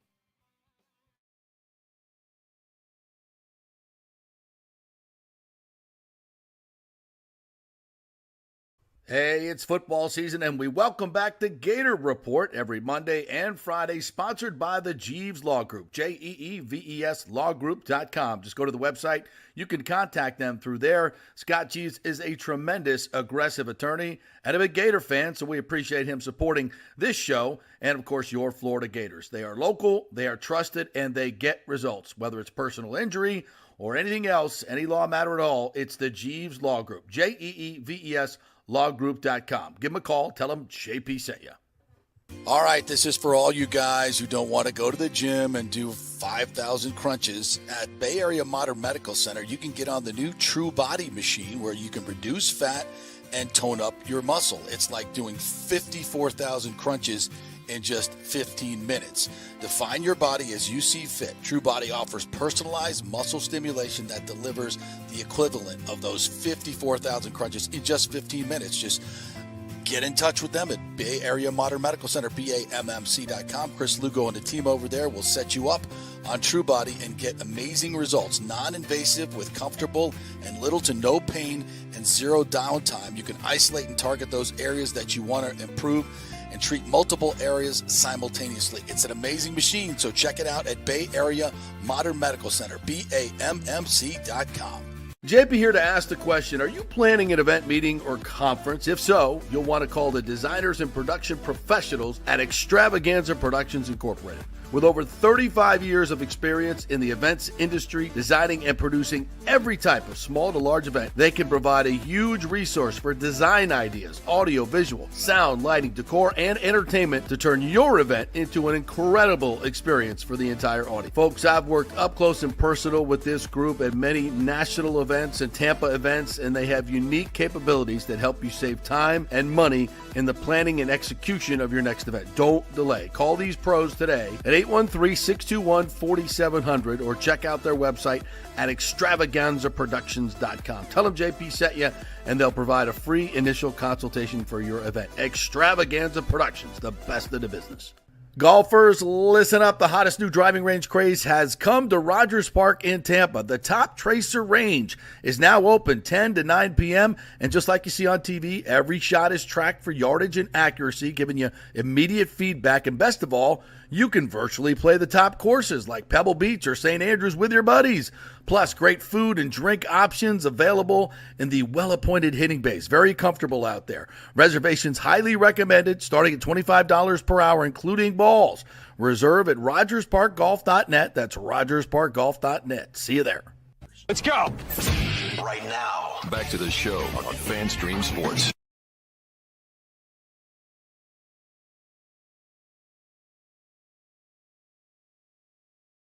Back. Welcome back to the JP Peterson Show and his Bitch and Moan Monday after the Bucs lose and every other team in Florida loses as well. Coaches being fired all over the state. So we're going to get into here with our good friend Corey Long, who covers all this shenanigans for Walter Football. Also covers the Bolts, the Bucs, everybody. What's up, Corey? How are you, my friend? I'm good, JP. It's been a hot minute since any football team in the state of Florida has won. Miami Dolphins, I guess, can change that tonight, but it's been a while. Like, Florida's like on a bad losing streak right now. And it's funny, we got the best football players in America. There's Floridians winning games all over the place, but not for any of these Florida teams, which is bananas. Yeah, I mean, we're talking pro, FBS, FCS. Like, yesterday, our good friend Fred Goodall was like, Corey, check the Stetson score. I was like, oh, Stetson lost too. Damn. So University of Tampa to UT lost, and they don't even have a football team, for They God's don't have a sake. football team anymore. Oh my God. Well, just give me your since we had to commiserate and watch that yesterday at Raymond James Stadium, your thoughts on what you saw from the Bucs yesterday, and again another close loss that seems to fall a lot on the head coach. Your thoughts? It just felt like a low energy game, and I give them credit for hanging around. Part of that, I think, was the fact that the Jake Moody just couldn't hit a field goal for most of the day. But like, it never felt like, when I was looking back, it's like this game never felt as close as the score indicates, and statistically that would play out more correct. I mean, they were. The Bucs were able to get some, they were able to get, turnover. But then they got a turnover that led to a short touchdown. I thought they did run the ball decently most of the game. I think they averaged about 4.1 yards a carry. I think Bucky Irvin averaged a little over about 5.5 or 5.6 yards a carry. I thought he did a really good job. I thought both backs, Rashad did what he could do in the pass game. I think he got a touchdown. Baker was off. It's 18 for 29 doesn't sound bad, but man, them short outs, he was just missing them. Yeah, or they were being dropped, or bad routes were run. Just can't connect. Yeah. Execution terrible. I think the touchdown to Ryan Miller that was there, but he was late on the throw. Well, he was doing a pirouette 360. I mean, come on. Yeah, I'm not saying there wasn't a reason he was late on the throw. Right. He was just late on the throw. And it just those things add up, and it just wasn't. Like I said, the Niners, their special teams issues kept the game within reach. The final red zone possession, though, you gotta throw the ball in the end zone at one time. You have to, at least, yes. And I don't know where the failure is there. I don't know. Like on that second down, I don't know if he audibled into that run, because I know they definitely not. Definitely not. Okay, definitely because I know they changed. They changed formations a little bit. What was weird was when Rashad got tackled. Like, Baker looked down at him like something like, what are you doing? Or what happened there? It was kind of a weird reaction, or maybe he was Barton just pissed. Said he whipped. Yeah, Barton said he whipped on block. Yeah. I asked him that. We played that sound earlier, and he said he just kind of missed a step. And if you look at the tape, he actually got off the ball so fast that the defensive player just kind of ran around him and made the play. It was a bit of a gamble for the tackle, for the nose tackle, but he made the play. Because he probably read a key and knew it was coming and made a play. That's what good teams do. It's what good defenses do. We haven't seen that for the Bucs. Yeah, and the thing was, they were moving. They were pushing the pile in the run game, and so I'm not. I guess I'm not. I'm not as mad at the second down. I hate that it lost yards. That obviously wasn't ideal, but if they were looking for it to be, a situation where they were going to be third and goal inside of the 3, maybe where you're in a spot where you'll use 2 downs on it. But third down, I still think you got to throw in the end zone. I don't like the short throw, but he threw it to the end zone. Brock Jarrett didn't catch it. It was short. It didn't end up in the end zone. That was short. That was about 1.5 yards short. Okay. That was not in the end zone. Well, he was in the end zone when he started. We're not gonna exalt Baker Mayfield of his own issues yesterday. He was not in the end zone. Like, you throw the ball in the end zone. Don't throw the ball where review might have to check if it's in the end zone. throw the ball in the end zone. It's third down. Corey, you can't throw the ball in the end zone if the defender's right there. You got to throw it to a place where he's not. You can't throw it in the end zone. I understand, but if the ball's not getting in the end zone on that drive, then it's a bad route.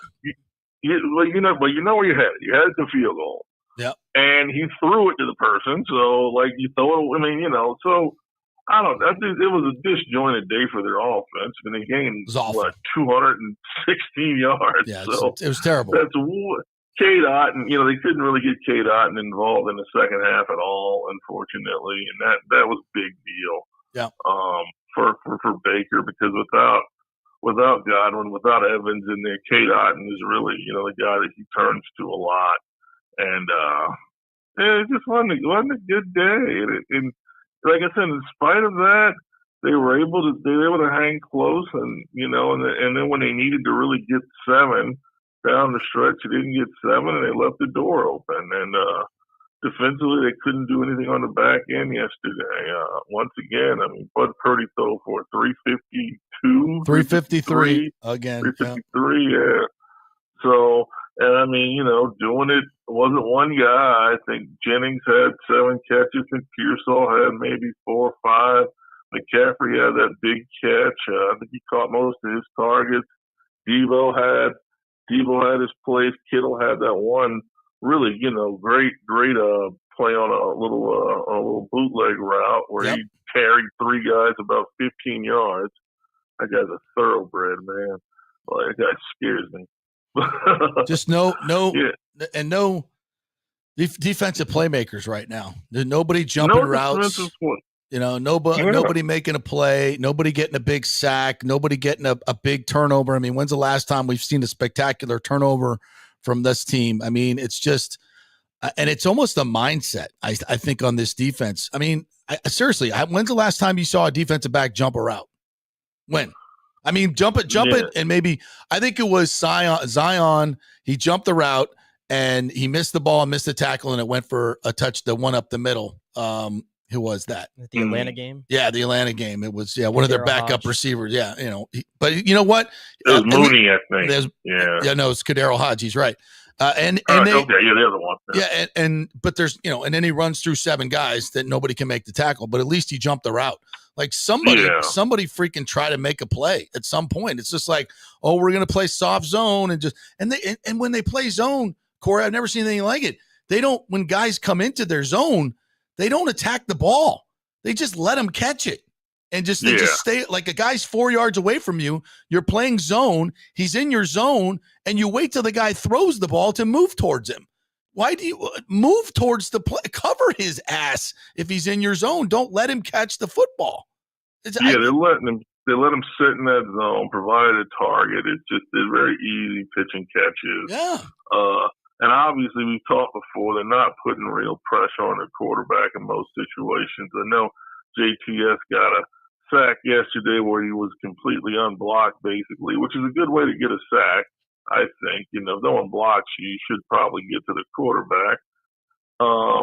But, they're not putting pressure regularly on the quarterback. Right. So you're not covering You're not pressing up on the receiver. You're not making the throw difficult. You're not doing anything in the backfield. It's like, we're leaving guys open, but at least we're not getting quite pressure on the quarterback. I mean, it's like, exactly. It's like you're fat and you're slow. You're just bad. And really, of the teams that there's certain teams you really don't want. This is a team that will take those plays because Brock Purdy, God bless him, isn't physically, right. He isn't a physical marvel, so he's definitely going to take the easy throws as you give it to him. And Kyle Shanahan's entire game plan with him is to give him the easiest possible throws. Take what they give you. Absolutely. Yeah, there's some teams where I don't understand. Like any team that plays the 49ers, I don't understand why you just don't show Purdy more stuff. Like, just show him more. I get that you can get burned. I get that Kyle Shanahan is a wizard and he can kind of trick you into some stuff. But I also think that Brock Purdy can be taken out of his game pretty easily. Yeah. Because he does it. Other teams do it. Yeah, a lot of teams are able to do it, So but again, this has been week after week, they're sort of playing the same, they're playing the same defense every week. They're sort of sitting back. They're not really, they cannot rush the passer. And I thought, if you look in the Kansas City game, I thought the defense played pretty well for at least, 3 quarters until they got once, gassed. until they got gassed because the offense, I think the offense had, couldn't get anything really sustained a lot of the time, in terms of play count, in terms of ball possession. But, you really need in that, in that Kansas City game, Vita was really able to generate some wonderful rush from the interior. And today that wasn't there. Yesterday it wasn't there at all. That's just, it's just hard. It's just really hard to do what they're trying to do when you cannot when the 4-man isn't getting there. Absolutely. And they're not really going to take a lot of chances in the blitz game. And Corey, I have to ask you then, because of all the defensive issues, and now during this this stretch here of 1-5, the offense is putting up 30.7 points per game, and they're 1-5, which they're the only team that's ever done this before, or the only other team that did it was the 2019 Bucs. So it's 2 for 2 on Todd Bowles there. How hot do you think his seat probably should be at this moment, especially going into the bye week and then coming out of it facing what is the NFL's worst team and the New York Giants? I don't see it to being particularly hot. I think people are not happy right now with, some of the things going on, but I don't, to be honest with you, I don't see it. I don't see oh my God, nothing's going to happen this season. Let's put it that way. Not, sometimes at the end of the season, that might happen all season, but, if someone thinks there's going to be a coaching change, soon, that's not going to happen. Are they going to, I expect them to win their next 2 games, the Giants and the Panthers. I know the Panthers are hot right now with that 2-game win streak, but, I feel like they're going to slow down a little bit, and the Giants are awful. As for those of us who hung around to watch the Giants and the Panthers play in the early game, that was, as Germany continues to pay for World War II, that was a pretty, those are not teams that are really going to threaten you, I don't think, especially as bad as those teams are on the offensive line right now. So I think those are actually some teams that will help the Bucs get their pass rush back together and get some confidence because they're so banged up front.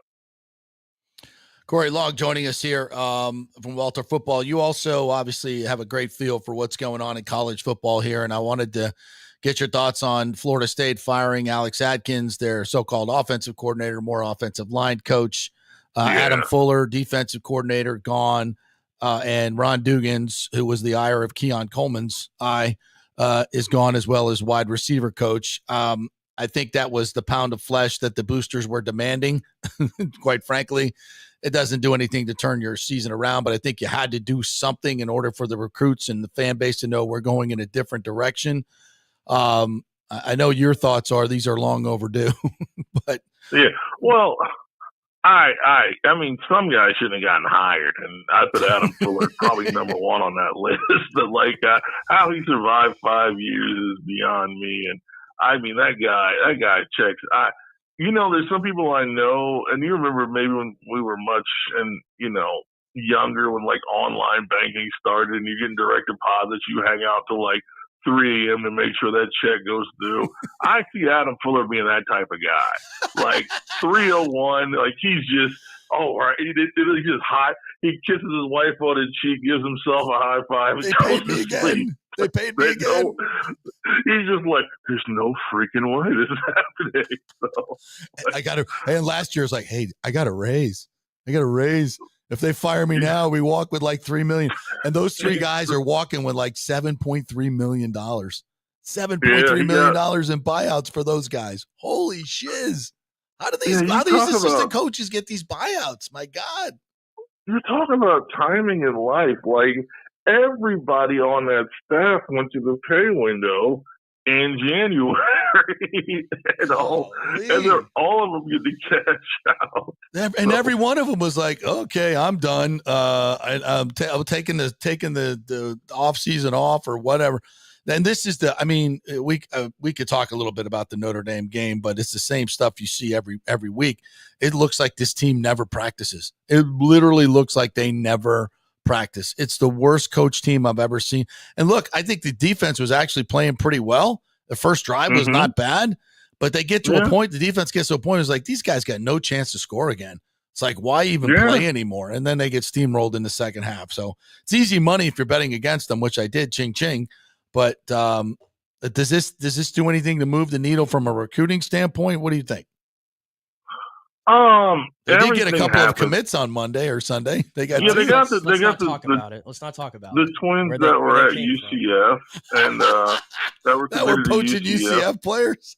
Great. Yeah, and I mean they're both. I'll say they're both decent kids. I think as I was telling somebody else, I don't. Is it where their defensive line is going to be so thin come December when I think certain people are going to leave and others. Like I just think they're going to be very thin there. So they needed bodies that can provide depth. And I don't know that either one of these kids, one's a little bit better than the other, that can give them sort of like real defensive, like this sort of defensive end production you'd want from not even a blue chip player, maybe even a red chip sort of player, but what they do is they give you real physical. They're two players that I think can be physically developed.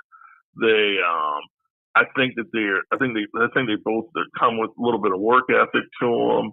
They're going to find a role in the depth. They can find a role in some sub packages. They're going to find a role in special teams. And like as you try to rebuild this thing, you need all. Like as I told somebody, FSU right now can't afford to say no to two kids like that. Right, exactly. They're not in that position.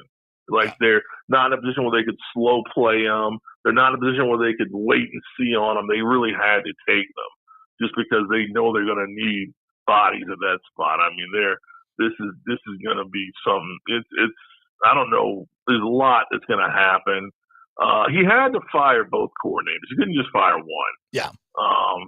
So because there was no, and I have different opinions on both of them. I mean, Adam Fuller was vastly underqualified, horrible recruiter. I mean, he's beyond a net negative as a recruiter. Like I'm turning 48 tomorrow. I talk to him. It's okay. It's a fine conversation. He's got the personality of paint.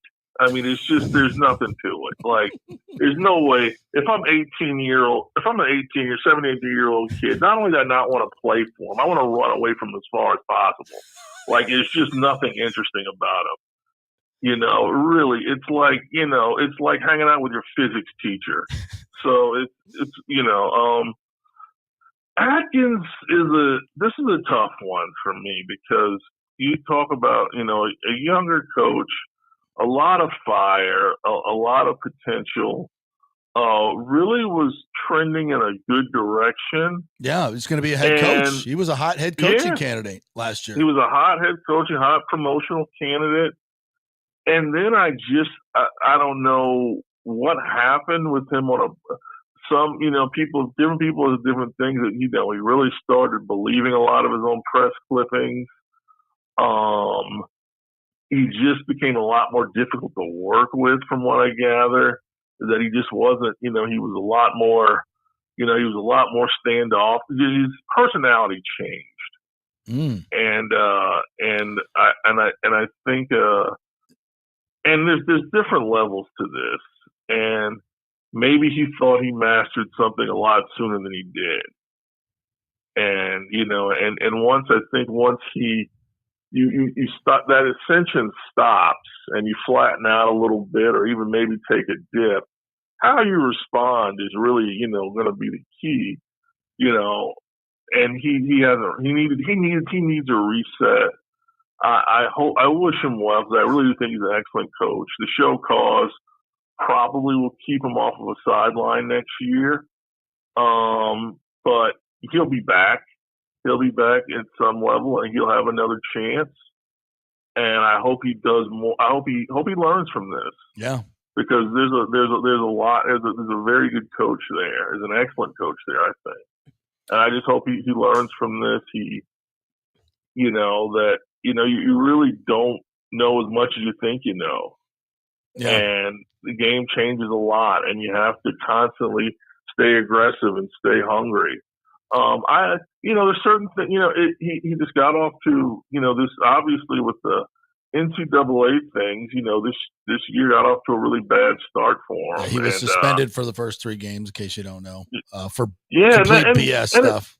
That everybody does. Wasn't like stuff that everybody does. He wasn't out being a renegade coach. He was doing, as I like to say, he was doing program business. He was going after a first-round offensive tackle. No one can blame him for that. And in essence, an Uber ride is, and a kid snitching on him on it, kids playing, kids snitching on him about it, got him in trouble. So, so with Atkins, I think he'll be back. I think his career is far from over. I don't know where Fuller's headed. I certainly think his days as a defensive coordinator in the Power Five, they should have never started. Right. And they're going to be over. This is more about where FSU is going. I'm not, at this point, those coaches are gone. Nobody, FSU folks are. Who's next? What's the road to success? The road to success for him is really nailing these 2 coordinator hires. Yes. And letting them kind of help figure out the rest of the staffing, like who's going to move around. I think he needs a quarterbacks coach desperately. Absolutely. Tony Takaris is not at this. He's another one that's vastly underqualified for what they need. Yes. And I think they desperately need a new offensive mind in that room. Yep. What they're doing offensively is far too simplistic. It's far too easy for teams to catch. Teams have caught up to it. Teams know what you're doing. You don't have the personnel to strike fear in anyone. Yep. So the bottom line is you need new opinions. You need new, you just need overall some new presence, and you need talent acquisition. And I think the talent acquisition side is really, that's both sides, but especially on defense. I think you've got to get better players on defense, much better players. And when I say that, I'm talking about the guys that we have out there you see playing that I think are decent players. I think Kevin Knowles is perfectly acceptable. I think Shaheem Brown is perfectly acceptable. There is no reason why FSU hasn't found better players to put them on the bench. No reason. Yep. Those kids should not be 2 and 3 year starters. They're not that good. No. They're not. You should have recruited over those players. I don't know who they have at the defensive end spot once Patrick Payton and Marvin Jones Jr. I mean, I think Byron Turner, the other, they don't have any players at end. Mm-hmm. The linebacker situation has gotten so perilously thin. Yeah. They have 3 takeaways this year. 3? And 2 of them are by 3. And 2 of them are by Justin Cryer. Yeah. Justin Cryer has their only fumble recovery and one of their 2 interceptions. That's unbelievable. They're so bad. The talent. So whoever you get as your defensive coordinator has to have a reputation for being strong on the trail and want guys that have to be strong on the trail. Yes. I don't think the coaching. Yeah, I don't think the coaching replacements are done, but I think the smarter route is obviously to bring in coordinators, help, and sort of let them evaluate too, bring in some of their guys, and that's how guys get moved around, I think. I agree.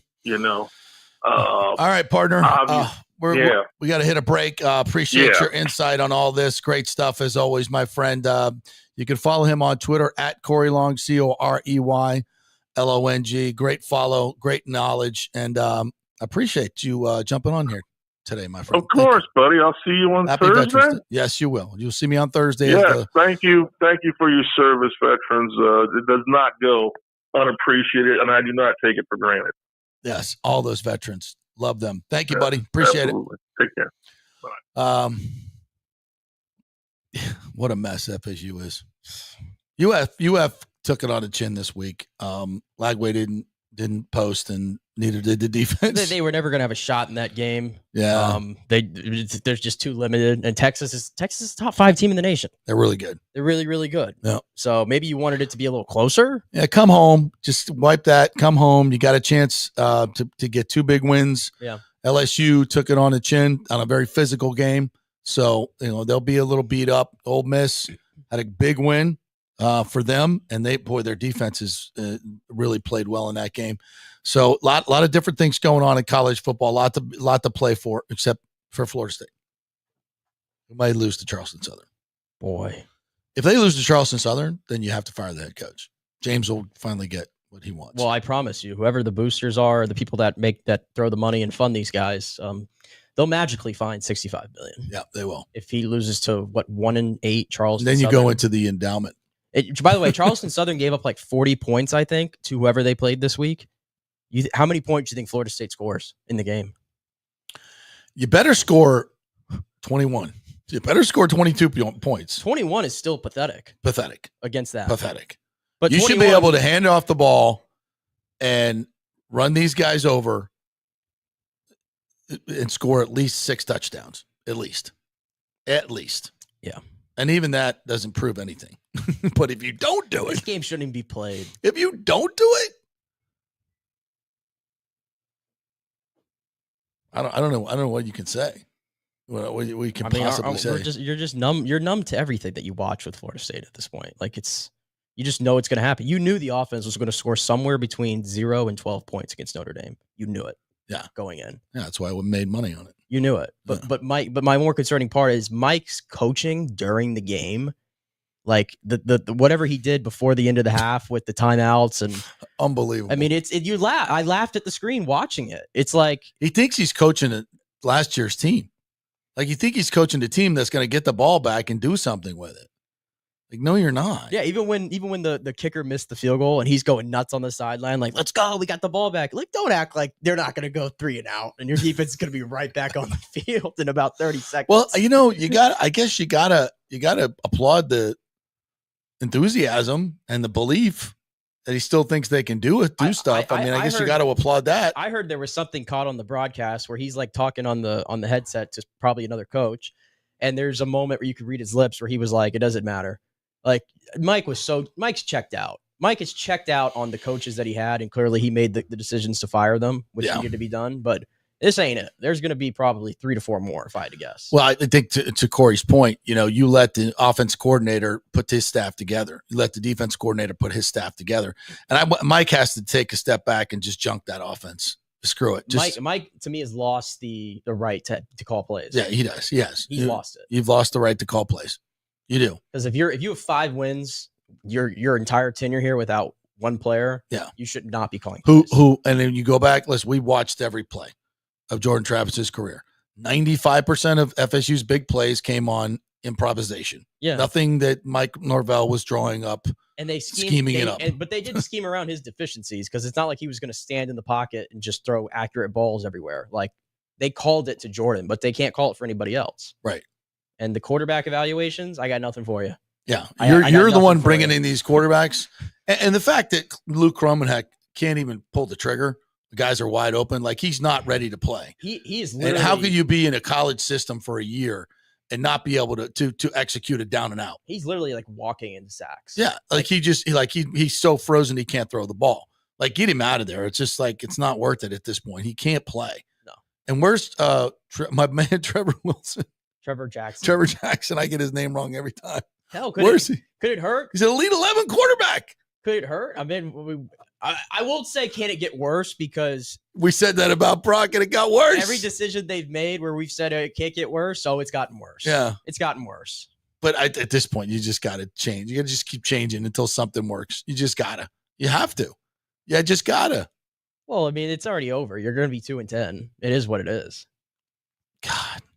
How bad are the Gators going to beat you on your own field? All right, I will take one last break. I'm going to talk about the Gruden stuff. There's a lot of other stuff we didn't even get to today, and God, we could go for 8 hours today. It's ridiculous. Quick break. We're brought to you by the great folks at Bay Area Modern Medical Center, BAMMC.com. Concierge medicine is what they do, folks. Get someone to direct your medical care that actually cares about you and is not beholden to the insurance companies.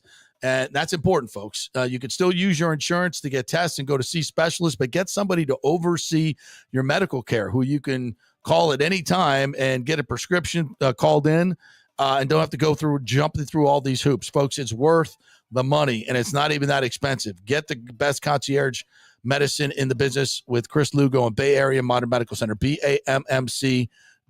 Back in 3.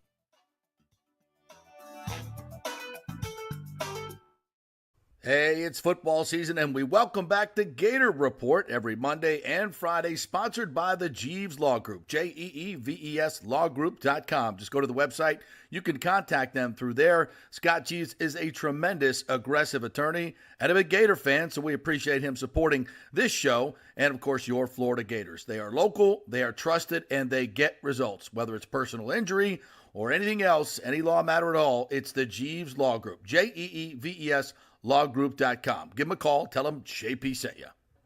All right, this is for all you guys who don't want to go to the gym and do 5,000 crunches. At Bay Area Modern Medical Center, you can get on the new True Body machine where you can reduce fat and tone up your muscle. It's like doing 54,000 crunches in just 15 minutes. Define your body as you see fit. True Body offers personalized muscle stimulation that delivers the equivalent of those 54,000 crunches in just 15 minutes. Just get in touch with them at Bay Area Modern Medical Center, BAMMC.com. Chris Lugo and the team over there will set you up on True Body and get amazing results. Non-invasive with comfortable and little to no pain and zero downtime. You can isolate and target those areas that you want to improve and treat multiple areas simultaneously. It's an amazing machine, so check it out at Bay Area Modern Medical Center, BAMMC.com.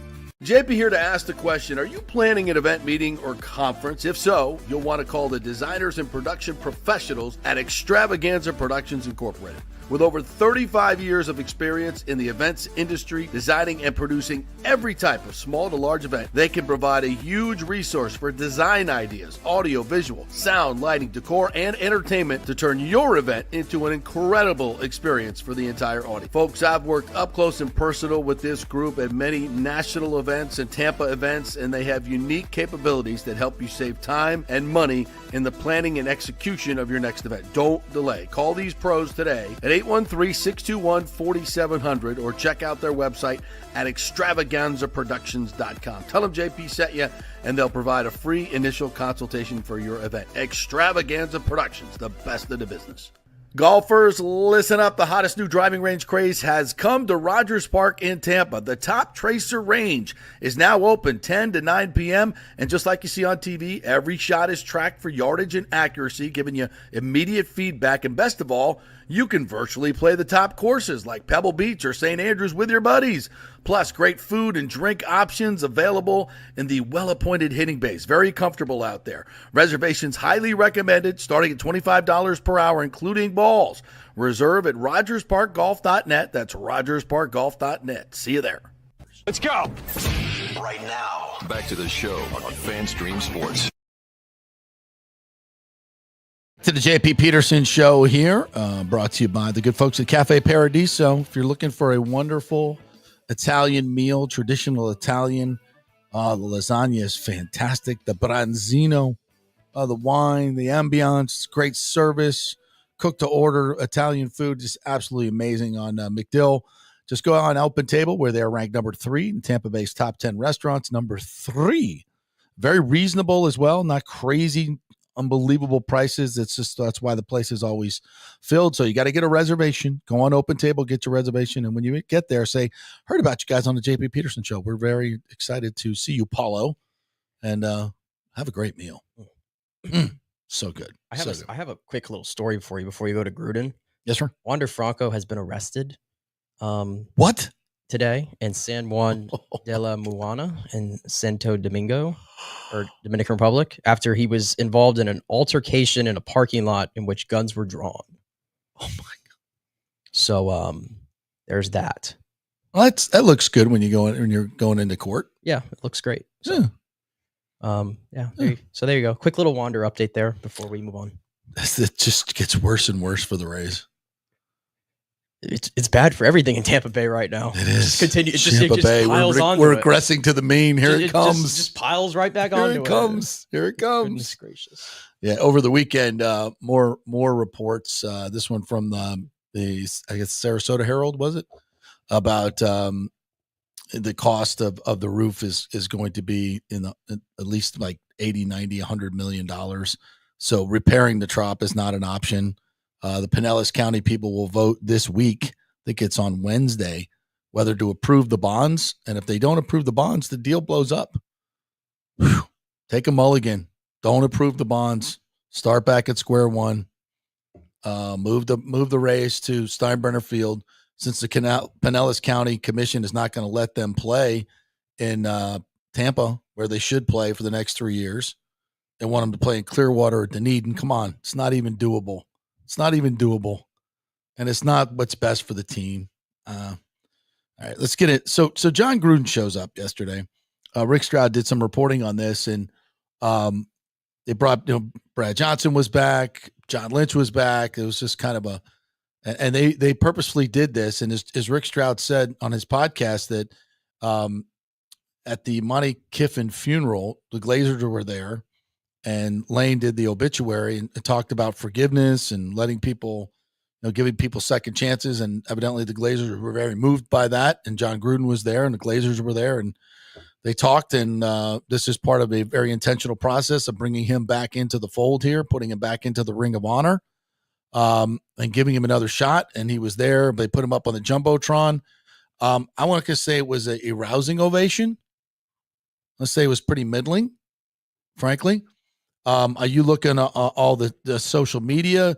Bring back John Gruden. I think it looks to me to be about 50-50 or maybe 60-40 no. I personally don't think that's even doable. I think the Glazers are probably open to and they definitely are, to bringing it back in the Ring of Honor, but not as a coach. I think that ship has definitely sailed and should have sailed.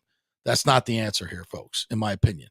But I think doing that is probably the right thing to do. I mean, you can go back and look at all the messages and all those things, and it's terrible. It's horrific. I can't condone that stuff, which is why I don't think he's going to get another coaching job.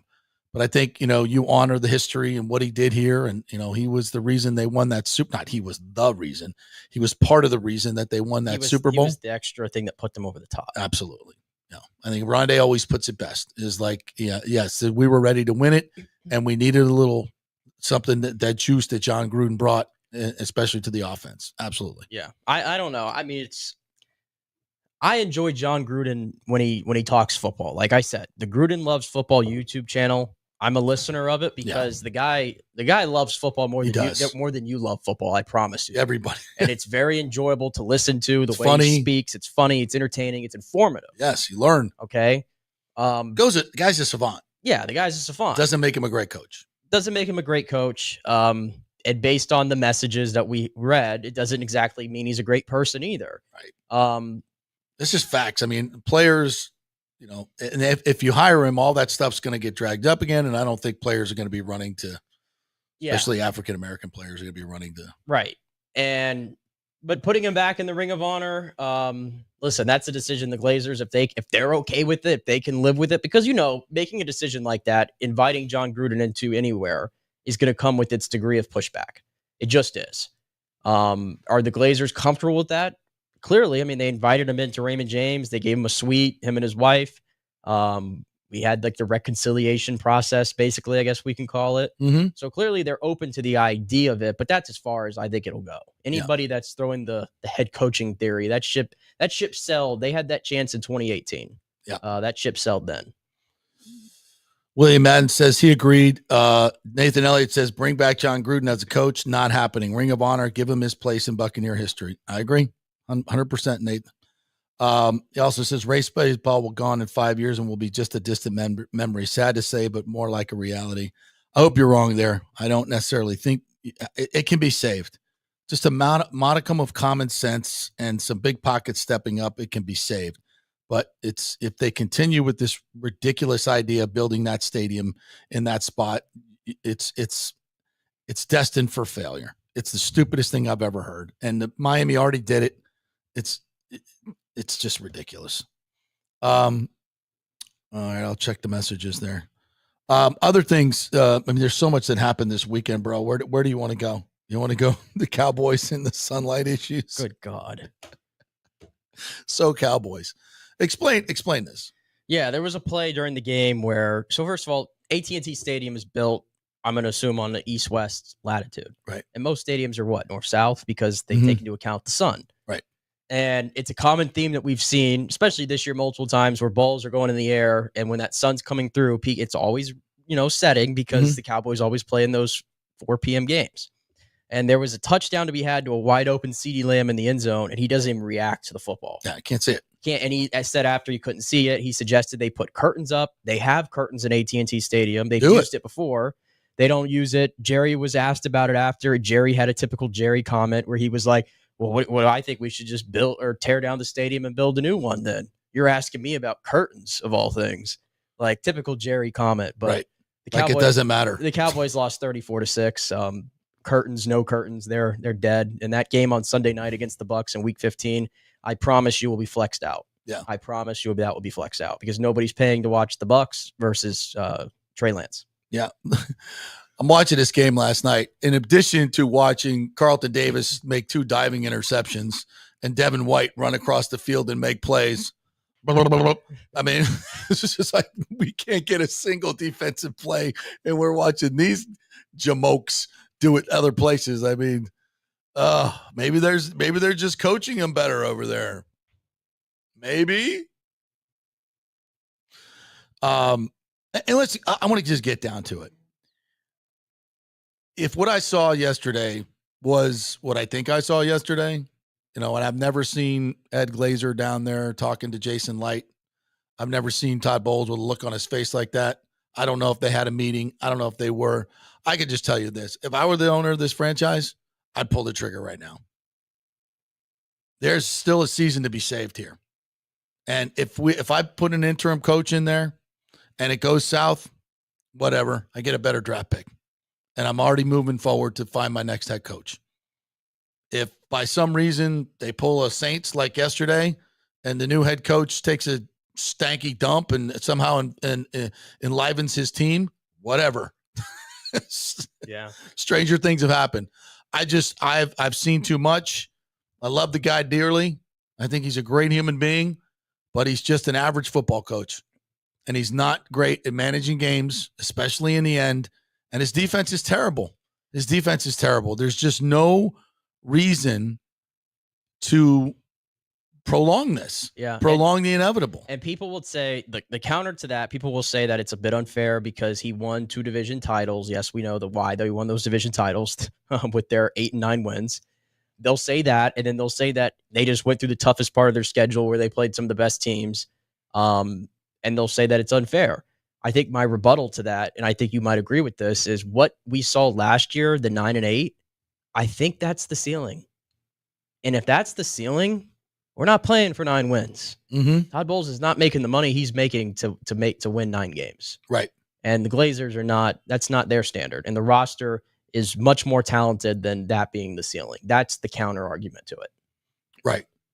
So I would, as the great George Patton once said, and I'm improvising, if it must be done inevitably, it must be done immediately.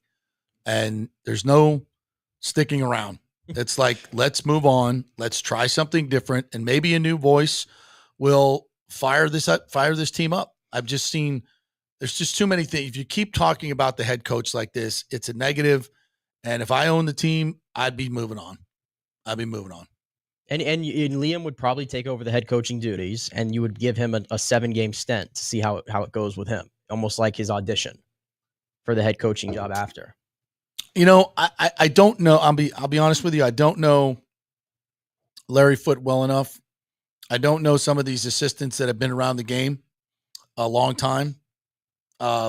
I think Tom Moore's a little bit too old for this right now. We love you, Coach, but I would love to hear Tom Moore talk every week. Yeah, I mean, it's his book with Rick Stroud's really good, and he has a lot of great philosophies, and you've seen it all. But I think it's a little much to put on his table.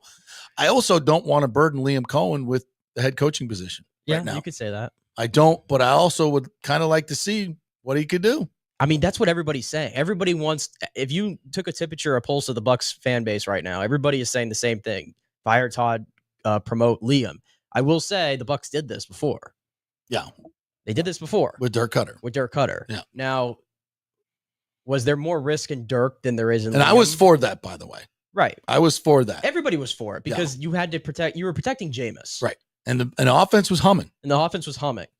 Was there more risk in Dirk than there would be going Liam? I think the answer probably would have been yes, because at least Liam is young, and there feels like there's a long ways to go in his coaching career. And it feels like if there was ever a time, what's everybody looking for right now in head coaches in the NFL? It's the young head coach. It's the young From where? hotshot offensive head coach. From where? Under the McVay tree. Thank you. And he fits the mold. Thank you. It's a little different from Dirk. Dirk was older at the time Yes. and was never going to be a head coach, and it just sort of happened. And we clearly saw that he was in over his head. Right. And you keep Liam here, and you keep the offense humming. I think let me just say this. If we're heading over there to $1 place, or at least I am. Todd's got a 12:30. So I better end this show to get over there. If for some reason that was announced today, what would be the reaction of Buck Nation? Would there be a ton of people going, "What are you doing? This is crazy"? It'd probably be relief. I think it would be. Yeah. I hate saying that. When I come on here and I almost call for a coach's job, like I'm just some schmuck, with a microphone. And what we it, say, but that does not matter. We're just trying to entertain you people. It just, it doesn't matter. The Glazers are going to do what the Glazers are going to do. They're listening to Rondé Barber. They're not listening to me. And I'm not saying Rondé's saying fire, but they listen. Do you think have they talked to Rondé about it? Hell yeah, they have. Did they talk to Brad Johnson this weekend? Probably. Did they talk to John Lynch about it? Maybe. I don't know. I don't know. If I were the owners, I would consult all those guys. I would consult everybody and say, what do you think? What do you think? And I just can't see a lot of those folks giving up, as much. I don't know. I don't want to speak for them. I don't want to speak for that. But I'm just saying, we've all seen it. We've been through this. We know what we're doing, and it ain't working. And if you say, did he get a great enough opportunity? Yeah. He's had a lot better of an opportunity than some of the other coaches. I would hate, if I were the owner, I would hate to say, watching this play out and just watching it crumble and see the same things happening week after week after week. And I'd be kicking myself going, why didn't I make a move at the bye? The season was still in the balance. And listen, if you put Liam Coleman in charge and it goes terribly south and you lose all, and it just totally falls apart. I mean, did you really think, well, Todd Bowles brought him back last year? Yeah, he did. They won 6 or 7 down the stretch. He got to the playoffs and won a playoff game. I mean, that happened. I just don't get the vibe that that's going to happen again. Me neither. I just don't. All these numbers that are stacking up, this is different. It just feels different. Yep. It just doesn't feel like you're moving forward. It just feels like you're stuck in the mud. You're stuck in the middle. Yeah. And where do you not want to be in this league? Mid. Yeah. We're going to get another 20 draft pick. We ain't getting an edge rusher at 22. Not one that's any good anyway. It's hard. So, I don't know. They're in a tough spot right now, and the injuries haven't helped, but he contributed to that, in my opinion. So, anyway, we could do 3 hours today, 5 hours maybe. I'm sorry we can get to a lot of other stuff that we wanted to get to, but thank you guys for jumping in. We do this each and every day, Monday through Friday, live 10 to 12. You can watch it as a podcast and it's live stream at 10 to 12, but we're there the rest of the day. If you want to listen in middays now instead of national radio from the West Coast, make sure you listen and like on our Spotify and Apple podcasts or wherever you get your podcasts. You can listen to us anytime. We have a FanStream app. Download the FanStream Sports app and you can listen to this show live at any time you want, just like the radio. So you can do it there. Have a great day, everybody. Go Bucs. Love the organization. Maybe time for a change. See you tomorrow.